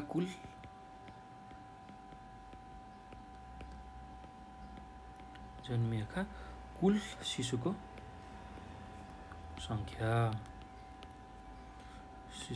सङ्ख्याले भाग गर्नु पर्यो र त्यसमा 1000 ले गुणन गर्नु पर्यो।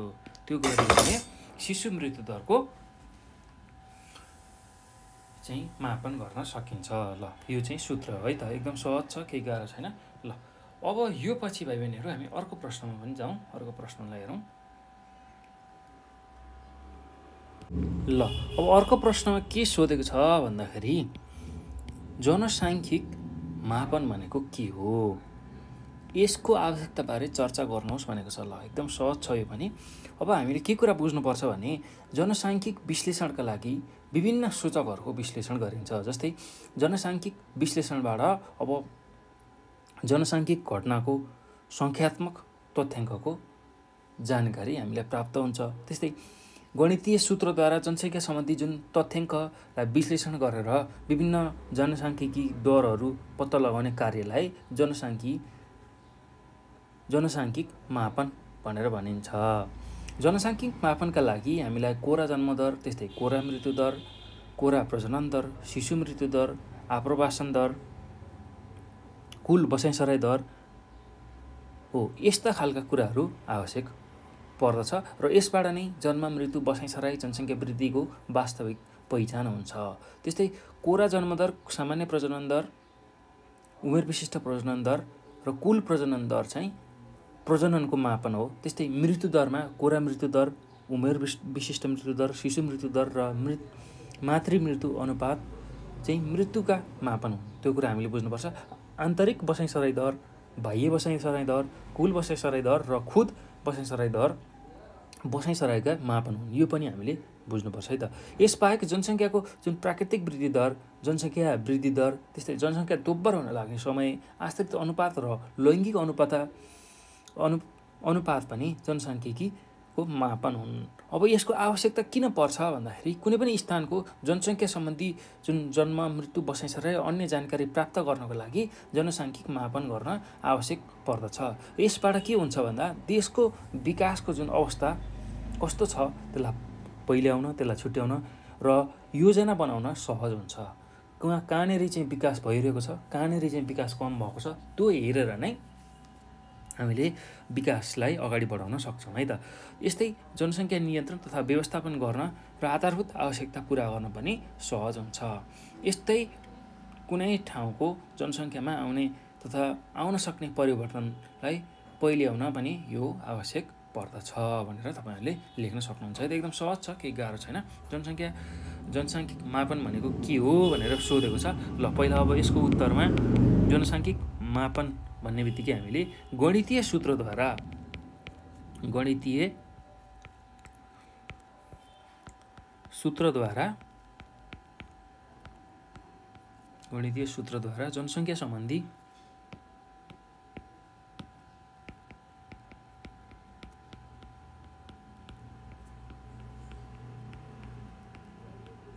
जनसङ्ख्या सम्बन्धी तथ्याङ्कलाई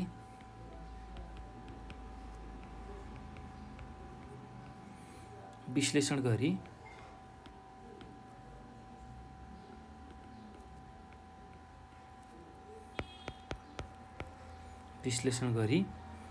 विभिन्न जनसाङ्ख्यिक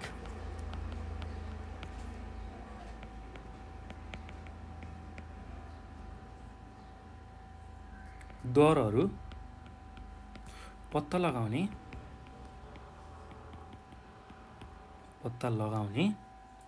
कार्यलाई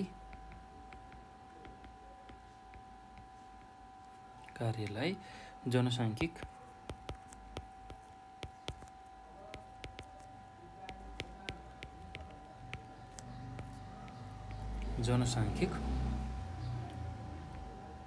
मापन भनिन्छ। ल यति कुरा हामीले याद गर्नु पर्यो।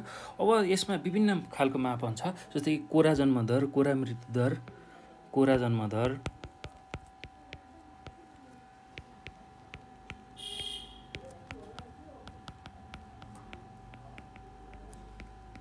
कोरा जन्म दर, कोरा मृत्यु दर, कोरा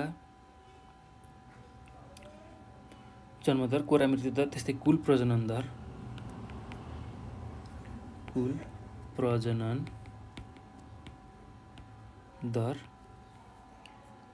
कुल बसाइसराई दर,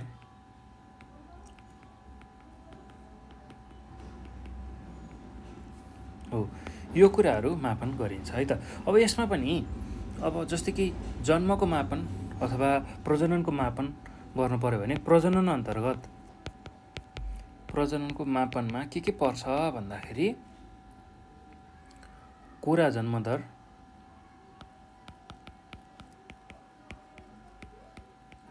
त्यस्तै सामान्य प्रजनन दर,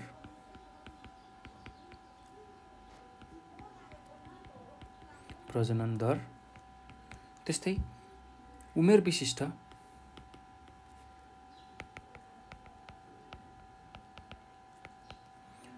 प्रजनन दर अनि कुल प्रजनन दर।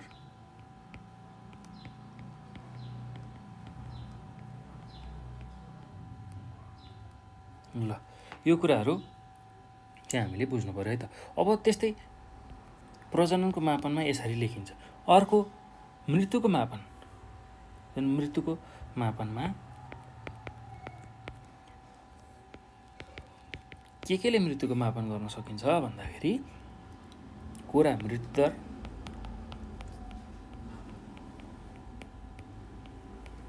त्यस्तै उमेर विशिष्ट मृत्यु दर,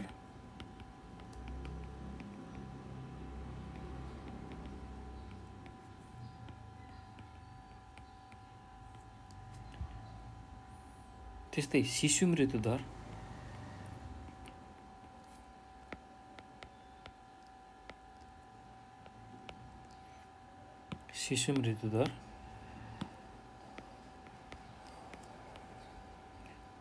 र मातृ मृत्यु।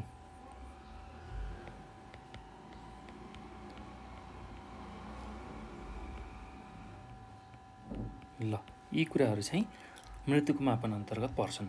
अब अर्को कुरा के पर्छ भने बसाइसराई।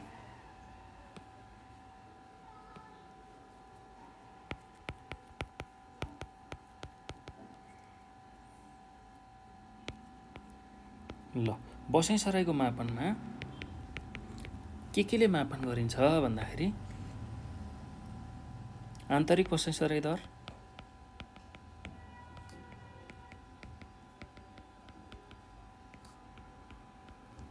त्यस्तै बाह्य बसाइसराई दर,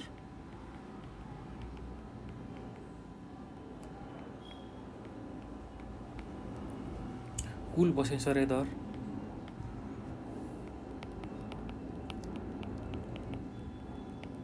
हो यी कुराहरूले चाहिँ मापन गरिन्छ है त। ल यो कुरा हामीले बुझ्नु पर्यो। अब यो बाहेक जुन जनसङ्ख्याको प्राकृतिक वृद्धि दर, जनसङ्ख्या वृद्धि दर, जनसङ्ख्या दोब्बर हुन लाग्ने समय, आश्रित अनुपात, लैङ्गिक अनुपात पनि जनसाङ्ख्यिक मापन हुन्। त्यो कुरा नि हामीले लेख्न छुटाउनुहुन्न।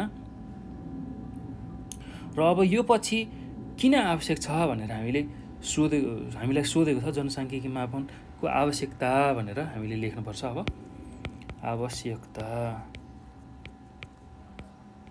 किन आवश्यक छ, ल त्यसलाई केही बुदागत रूपमा लेखौँ है। यसलाई एकदम सजिलो छ, त्यस्तो गाह्रो केही छैन। ल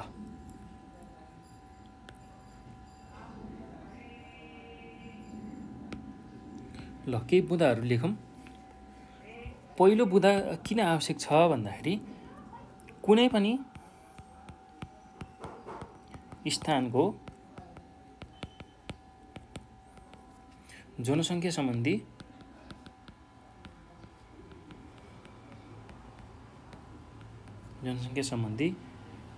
जन्म,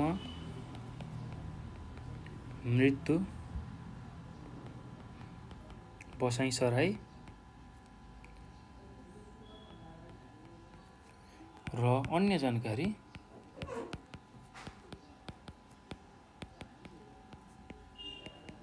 प्राप्त गर्न। ल त्यो कुरा हामीलाई थाहा हुनु पर्यो। र अर्को कुरा भनेको देशको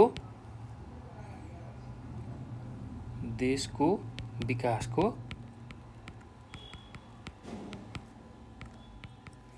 अवस्था पहिल्याउन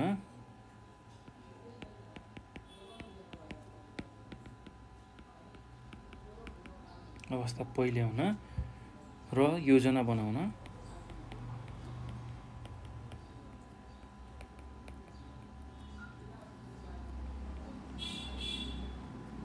सहज हुने। र अर्को बुँदा भनेको यो पछि जनसङ्ख्या नियन्त्रण र व्यवस्थापन गर्न सहज हुने। जनसङ्ख्या व्यवस्थापन गर्न र आधारभूत आवश्यकता पूरा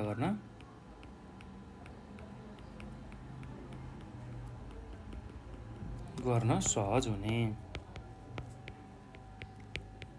ल यसरी जनसाङ्ख्यिक मापन गरियो भने यो कुराहरूमा फाइदा हुने रहेछ, त्यसैले यसको आवश्यकता पर्ने रहेछ भनेर तपाईँहरूले लेख्न सक्नुहुन्छ है त। ल अब यो पछि अर्को प्रश्नमा जाउँ। एकदम सहज छ, केही गाह्रो छैन। ल अर्को प्रश्न के सोधेको छ भन्दा आन्तरिक बसाइँ दर र बाह्य बसाइँ दर बीच भिन्नता लेख्नुहोस् भनेर सोधेको छ। ल एकदम सहज छ, केही गाह्रो छैन। ल आन्तरिक बसाइँ दर भन्ने बित्तिकै कुनै स्थानमा वर्षभरिमा बसाइँ सरेर आउने मानिसहरूको सङ्ख्यालाई आन्तरिक बसाइँ दर भनेर भनिन्छ। अब यो निकाल्ने सूत्र छ, त्यो दुईवटा चिज लेख्यो भने तपाईँहरूले चाहिँ राम्रो अङ्क प्राप्त गर्न सक्नुहुन्छ। ल यसको उत्तरमा पहिला आन्तरिक बसाइँ दरमा लेखौँ है। आन्तरिक बसाइँ दर।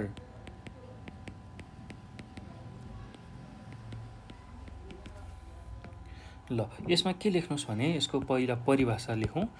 कुनै स्थानमा, ल म छोटकरीमा लेखाउँदैछु है तपाईँहरूलाई, कुनै स्थानमा वर्षभरिमा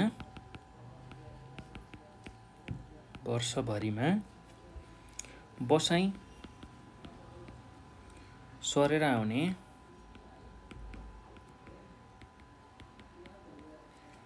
मानिसहरूको सङ्ख्यालाई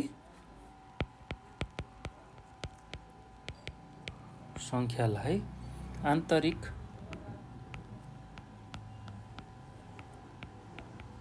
बसाइँ सराई दर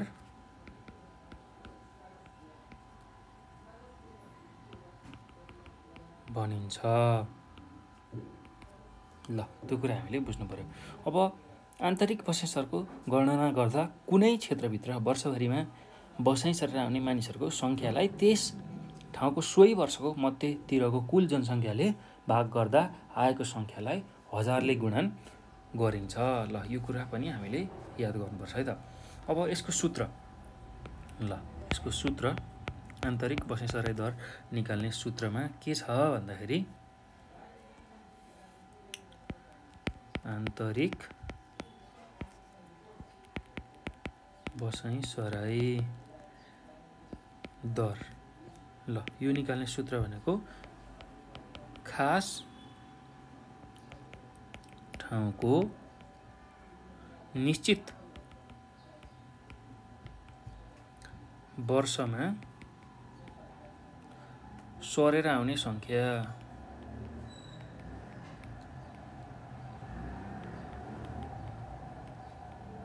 सङ्ख्यालाई केले भाग गर्नु पर्यो भन्दाखेरि त्यसै वर्षको मध्यतिरको कुल जनसङ्ख्याले भाग गर्नु पर्यो र 1000 ले गुणन पनि हामीले गर्नुपर्ने छ है त। ल एकदम सहज छ, केही गाह्रो छैन।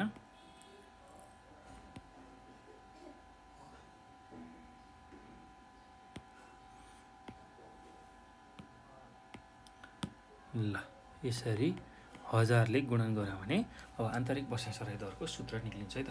एकदम सहज छ, केही गाह्रो छैन। ल अब अर्को छ बाह्य बसाइँ सराई दर।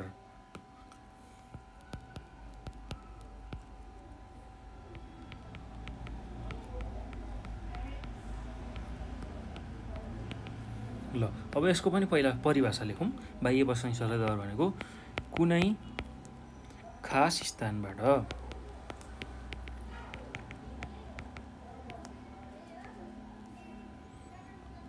एक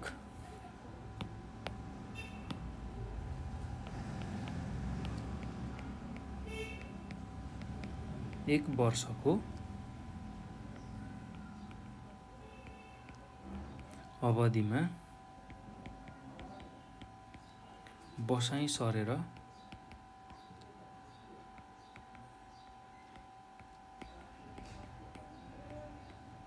बाहिर जाने मानिसहरूको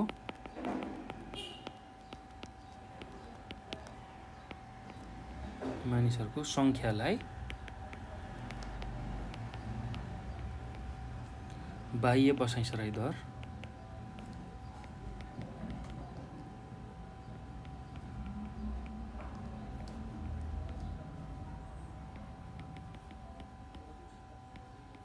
भनिन्छ। ल यति कुरा तपाईँहरूले लेख्नुहोस्। अनि अर्को अब यसको सूत्र, ल यसको सूत्रमा के लेख्नुहोस् भने बाह्य बसाइ सराई दर भनेको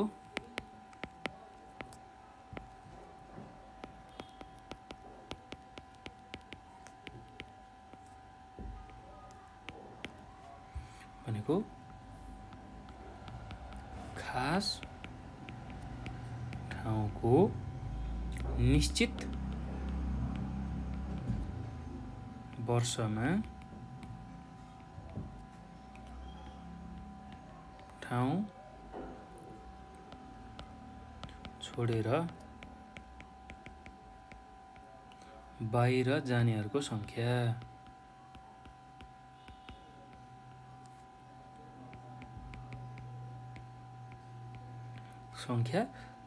त्यसलाई केले भाग गर्नुपर्छ भन्दाखेरि त्यस वर्षको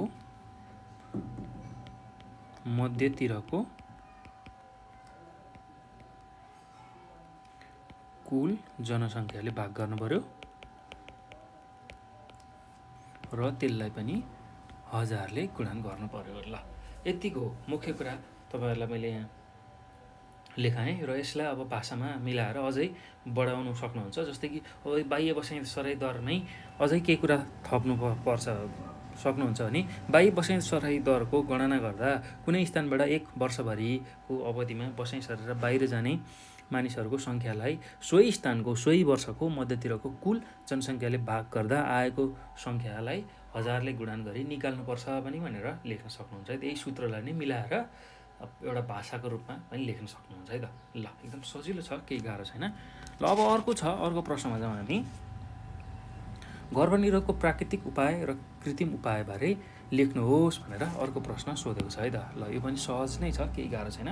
ल गर्भनिरोधको प्राकृतिक उपाय भनेको कुनै किसिमको साधन वा औषधिको प्रयोग नगरी गर्भ रहन नदिनु हो। ल त्यो कुरा हामीले बुझ्नु पर्यो है त।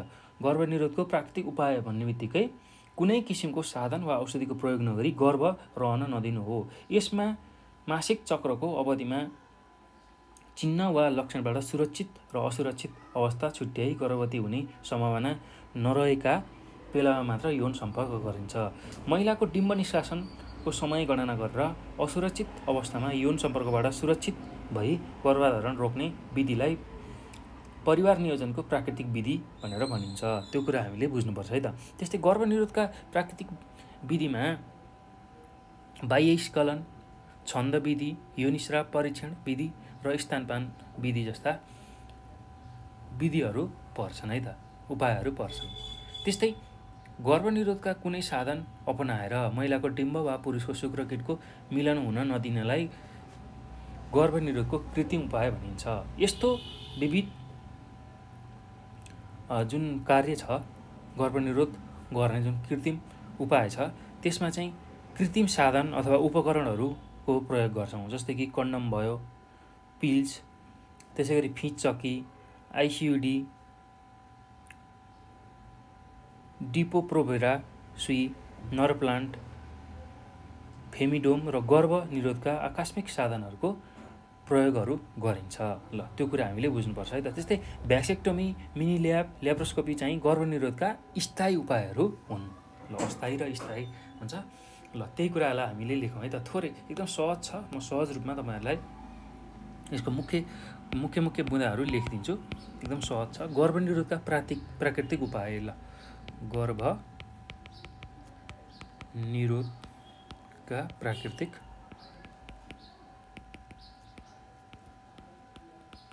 उपाय।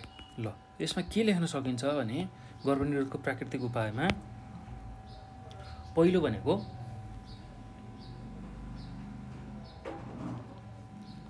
बाह्य स्खलन।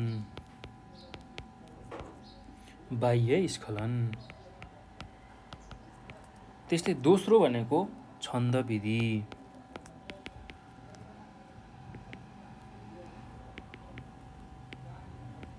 त्यसै गरी तेस्रो भनेको योनिस्राव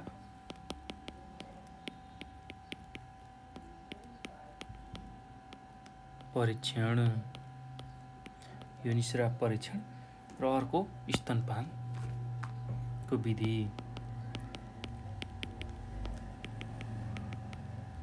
ल यति कुराहरू तपाईँले लेख्नु पर्यो। अब यो मध्येमा नि सबैभन्दा मुख्य र यसमा अझ थप्न गर्न मिल्ने भनेको महिलाहरूको डिम्ब निष्कासनको जुन समय छ त्यसलाई गणना गरेर असुरक्षित अवस्थामा जुन यौन सम्पर्कबाट सुरक्षित भई गर्भधारण रोक्ने विधिलाई परिवार नियोजनको प्राकृतिक विधि अथवा गर्भनिरोधको प्राकृतिक विधि पनि भनिन्छ भनेर पनि लेख्न सक्नुहुन्छ है त। ल मुख्य कुरा यही नै हो।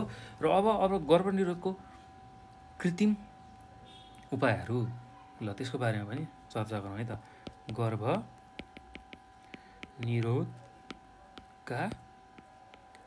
कृत्रिम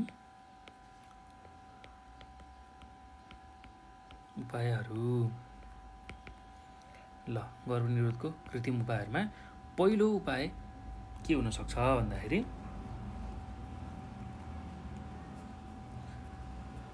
कृत्रिम साधन अथवा उपकरणको प्रयोग। कृत्रिम साधन अथवा उपकरण वा रासायनिक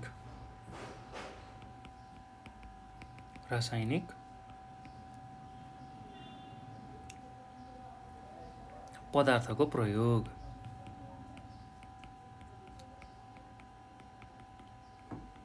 ल यो कुरा लेख्न सक्नुहुन्छ। अब त्यसमा के पर्न सक्छन् भन्दाखेरि कन्डमको प्रयोग, त्यस्तै पिल्स चक्कीको प्रयोग, त्यसै गरी फिँच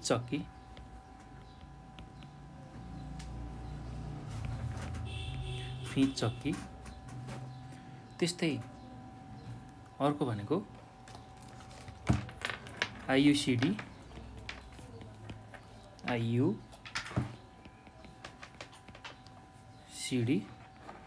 त्यसै गरेर डिपो-प्रो-भेरा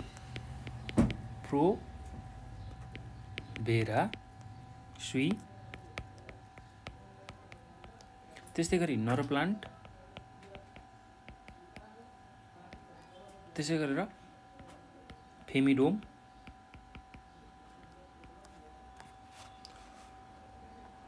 र गर्भनिरोधका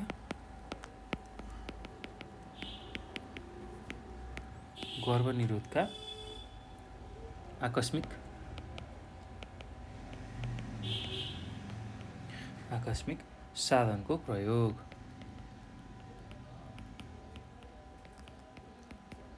ल यति चाहिँ कुराहरू तपाईँले लेख्नु पर्यो है त। अब यसमा पनि अर्को के थप्न सक्नुहुन्छ भने भ्यासेक्टोमी जुन पुरुषहरूले गर्छन्, भ्यासेक्टोमी, त्यस्तै गरी मिनी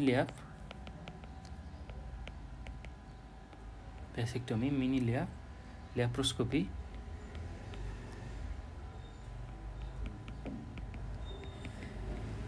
चाहिँ के हुन् भन्दाखेरि गर्भनिरोधका स्थायी उपाय हुन्। गर्भनिरोधका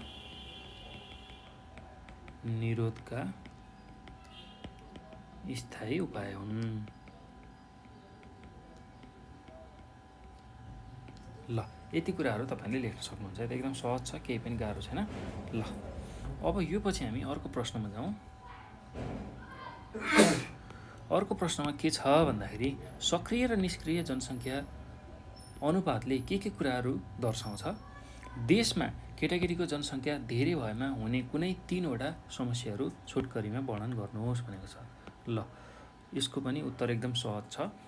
हामीले के कुरा बुझ्नु पर्यो भने सक्रिय र निष्क्रिय जनसङ्ख्या अनुपातले के कुराहरू दिन्छ भन्दा देशको आर्थिक स्थिति, रोजगारीको जनसङ्ख्या र बेरोजगारीको सङ्ख्यालाई बुझाउँछ। ल त्यही कुराहरूलाई लेखौँ है त यसको उत्तरमा। ल सक्रिय र निष्क्रिय जनसङ्ख्याको अनुपातले के कुराहरू दर्शाउँछ भन्दाखेरि पहिलो कुरा भनेको देशको आर्थिक स्थिति,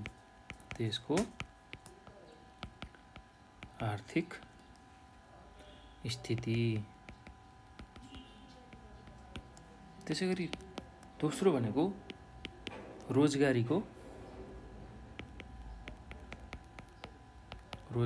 सङ्ख्या। त्यसै गरी तेस्रो भनेको बेरोजगारीको सङ्ख्या।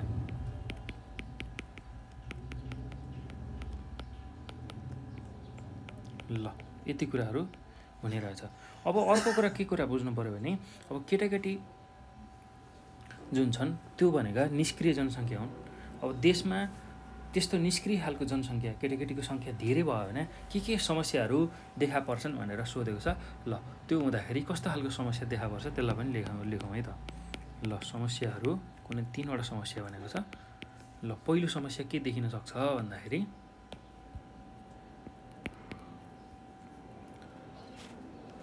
केटाकेटीहरू आफू कमाउन नसक्ने र अरूको कमाइमा भर पर्ने उमेर भएकाले उनीहरू आश्रित रहन्छन्। ल पहिलो काम के हुने रहेछ, केटाकेटीहरू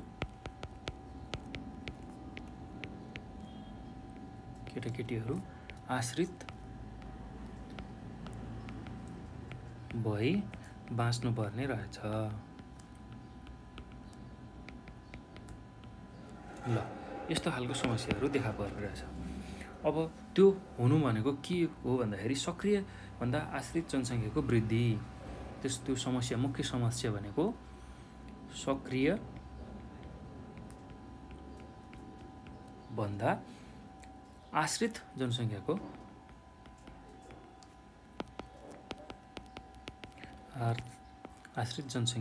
वृद्धि।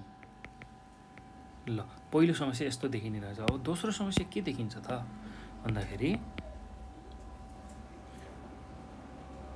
केटाकेटीको सङ्ख्या बढ्दा शिक्षा र स्वास्थ्यमा राज्यले बढी खर्च गर्नुपर्ने भएकाले अन्य विकासको गतिविधि पछि पर्छन्। ल केटाकेटीको सङ्ख्या बढ्दा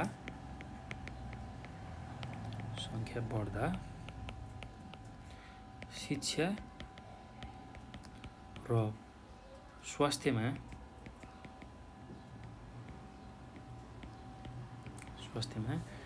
राज्यले बढी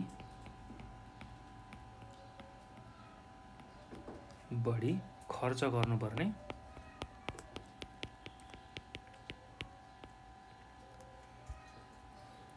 भएकाले विकासका अन्य गतिविधि पछि पर्छन्। ल यो मुद्दा लेख्न सक्नुहुन्छ। र तेस्रो समस्या के पर्न सक्छ भने केटाकेटीको सङ्ख्या बढी भएमा उनीहरूलाई बढाउनमै अरूको समय खेर जाने भएकाले सक्रिय जनसङ्ख्याले पनि कमाउन सक्दैनन्। यसबाट गरिबी र बेरोजगारी बढ्छ। ल हामीले अब के लेख्न सक्छौँ भने केटाकेटीको सङ्ख्या बढ्यो भने उनीहरूलाई बढाउनमै सक्रिय जनसङ्ख्या लाग्नुपर्ने रहेछ। सक्रिय जनसङ्ख्याले चाहे अनुरूप काम गर्न सक्दैनन्,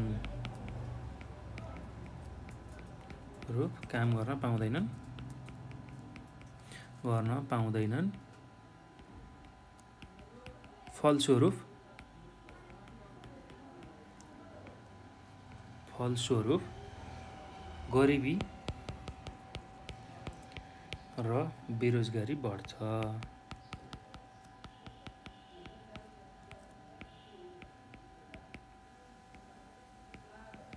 ल यति कुराहरू तपाईँले लेख्न सक्नुहुन्छ है त। ल एकदम सहज छ, केही गाह्रो छैन। अब यो पछि अर्को प्रश्नमा जाउँ। ल अर्को प्रश्नमा के सोधेको छ भन्दाखेरि मृत्युदरमा प्रभाव पार्ने कुनै 4 तत्त्वहरूको व्याख्या गर्नुहोस् भनेर सोधेको छ। ल यो चाहिँ एसएलसी 2070-72 मा सोधेको प्रश्न हो र एकदम सहज छ, केही गाह्रो छैन। ल अब हामीले के कुरा बुझ्नु पर्यो भने मृत्युदरमा प्रभाव पार्ने अब धेरै तत्त्वहरू छन्। त्योमध्ये 4वटा तत्त्व भनेको यसको उत्तरमा तपाईँहरूले लेख्न सक्नुहुन्छ। पहिलो छ वंशाणुक्रम। त्यसै गरी दोस्रो छ लिङ्ग। त्यसै गरी तेस्रो छ रोग र चौथो पोषण स्तर। ल यति कुराहरू तपाईँले लेख्नु पर्यो। एकदम सहज छ है। अब यसको व्याख्या पनि सोधेको छ, यसलाई छोटकरीमा थोरै थोरै लेख्न सकिन्छ। ल वंशाणुगत कारण चाहिँ के हुनसक्छ? वंशाणुक्रम भन्दाखेरि वंशाणुक्रममा चाहिँ लामो आयु भएका पुर्खाहरूका सन्तान धेरै बाँच्छन्, त्यो कुरा लेख्न सक्नुहुन्छ। र मृत्युलाई वातावरणले प्रभाव पार्ने भए पनि वंशाणुक्रमले समेत यसमा प्रभाव पार्छ। मृत्युलाई वातावरणले प्रभाव पार्ने भए पनि वंशाणुक्रमले समेत यसलाई प्रभाव पार्छ भनेर हामीले लेख्न सकिन्छ है त। वंशाणुक्रममा लामो आयु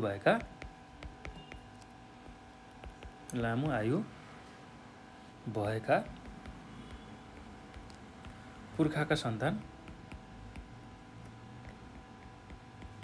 धेरै बाँच्छन्।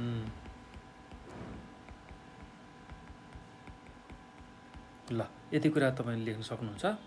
र अर्को यसमा के थप्न सक्नुहुन्छ भने मृत्युलाई वातावरणको साथसाथै वंशाणुक्रमले पनि प्रभाव पार्छ लेख्न सक्नुहुन्छ है त। अब दोस्रोमा लिङ्ग। ल अब यसमा के कुरा बुझ्नुपर्छ भने विशेष गरेर लिङ्गको अनुपातलाई हेर्दा महिला र पुरुषमा फरक मृत्युदर पाइन्छ। सामान्यतया महिलाहरूमा पुरुषको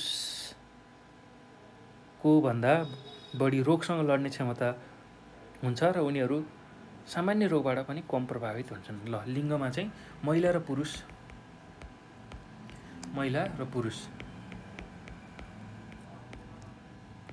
ल हामीले के पाउँछौँ भन्दाखेरि महिलाहरू पुरुषभन्दा बढी समय बाँचेको हामीले पाउँछौँ है त। हाम्रो नेपालको तथ्याङ्कलाई हेर्ने हो भने महिलाहरू चाहिँ पुरुषभन्दा बढी बाँचेको पाउँछौँ।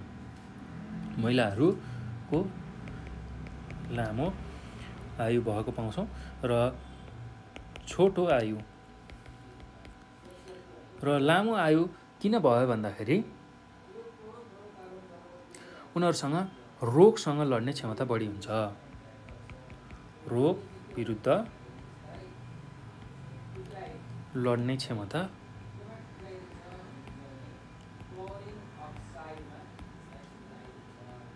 बढी हुन्छ। ल यति कुरा हामीले लेख्नु पर्यो है त। अब अर्को छ रोग।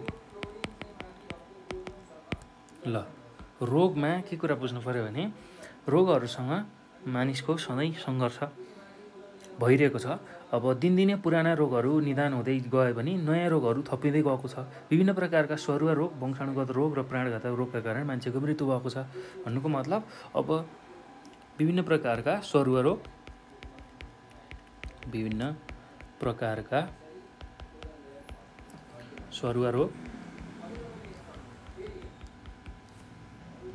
वंशाणुगत रोग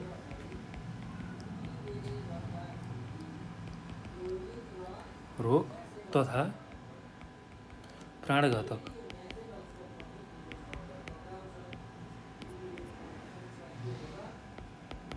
रोगको कारण मानिसको मृत्यु।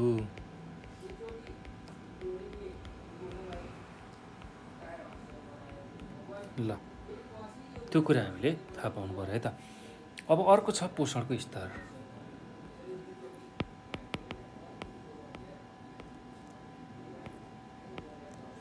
पोषण स्तर ल जब पोषणयुक्त खाना प्राप्त हुन्छ तब मानिस नै हृष्टपुष्ट हुने हुन्छ र शरीरमा सम्पूर्ण अङ्गहरूको विकास समानुपातिक रूपमा हुन्छ। यसले गर्दा सामान्य रोगबाट उसले आफूलाई सहजै बचाउँछ। ल पोषण स्तर। अब यसमा के लेख्न सक्नुहुन्छ भने राम्रो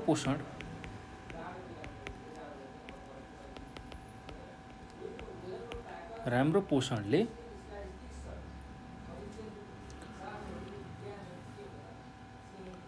शरीरको वृद्धि विकास र रोगहरूबाट बचाउँछ र मृत्युलाई घटाउँछ र मृत्युदरलाई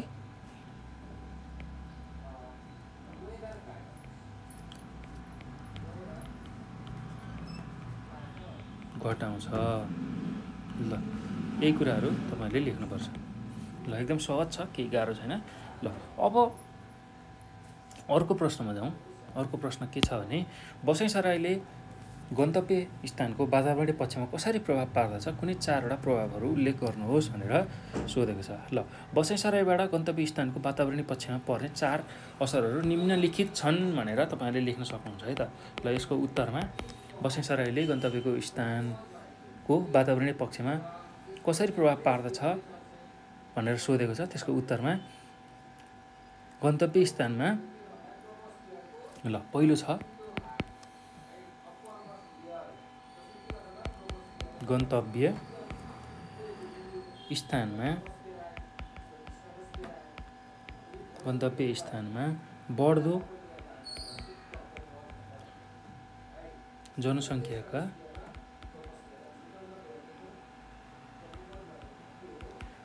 जनसङ्ख्याका लागि वासस्थान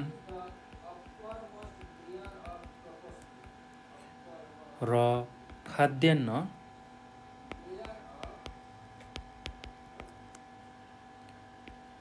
उत्पादन गर्नका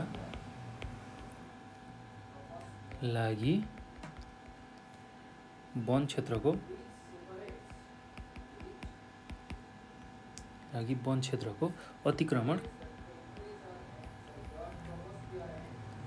अतिक्रमण हुने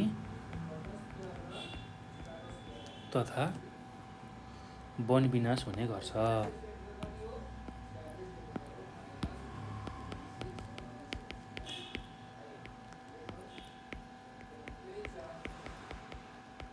ल अब अर्को समस्या, अर्को प्रभाव भनेको कृषि उत्पादन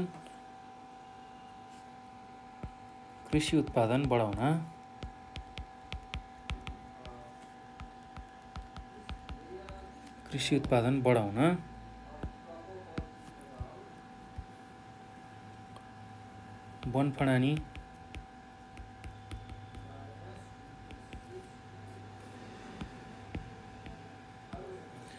वनफडानी गरी खेतीपाती गर्ने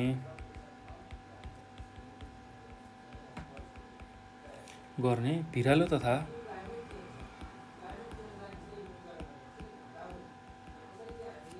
तथा सीमान्त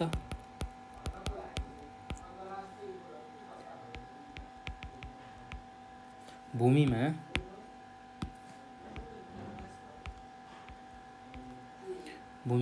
समेत खेतीपाती गर्ने प्रवृत्ति बढ्नाले विभिन्न प्रकारका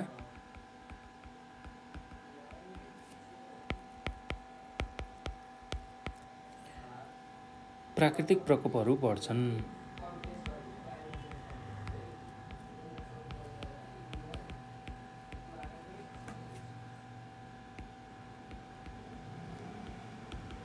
ल यो कुरा तपाईहरुले लेख्न सक्नुहुन्छ है त। अब अर्को यसको प्रभाव भनेको वनस्पतिका कारणले वन विनाशको कारणले, जुन वनस्पति भएका वनको विनाश गरियो भने वन विनाशको कारणले बाढी, पहिरो, खडेरी, अतिवृष्टि, अनावृष्टि, मौसम परिवर्तन आदि जस्ता समस्या उत्पादन हुन्छन्। वन विनाशका कारण बाढी, पहिरो, खडेरी,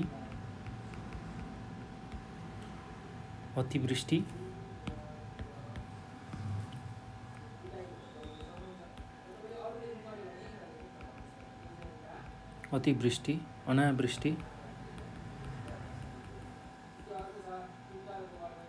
अनावृष्टि, मौसम परिवर्तन आदि जस्ता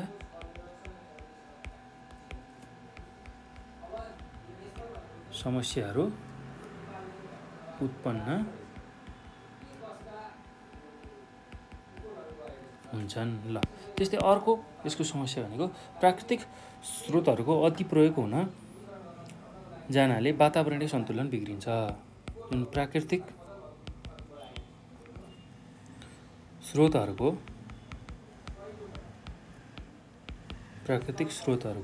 अति प्रयोग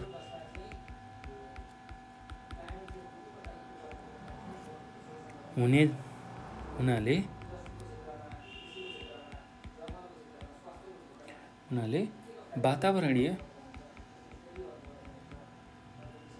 वातावरणीय सन्तुलन बिग्रन्छ।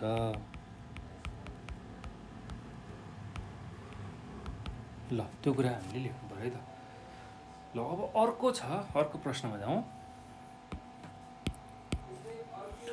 मनोवैज्ञानिक तत्त्वले जन्ममा कसरी प्रभाव पार्दछ भनेर सोधेको छ। ल यसको पनि उत्तर एकदम सहज छ। ल यसको उत्तरमा हामीले के लेख्न सक्छौँ भने मनोवैज्ञानिक तत्त्वले पनि जन्ममा प्रभाव पार्छ। कसरी पार्छ भन्दाखेरि यस अन्तर्गत निम्न तत्त्वहरूलाई प्रमुख रूपमा मानिन्छ। ल पहिलो तत्त्व उत्तरमा, ल म छोटकरीमा लेखाउँछु है तपाईँहरूलाई। आमा बुबा अथवा आमा बाबु सम्पूर्णताको प्रतीक हुनु। ल अब दोस्रोमा पुरुषत्व, त्यसै गरी तेस्रोमा परिवारको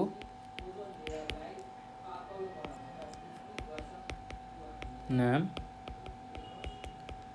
राख्ने, त्यसै गरी चौथोमा प्रतिस्पर्धाको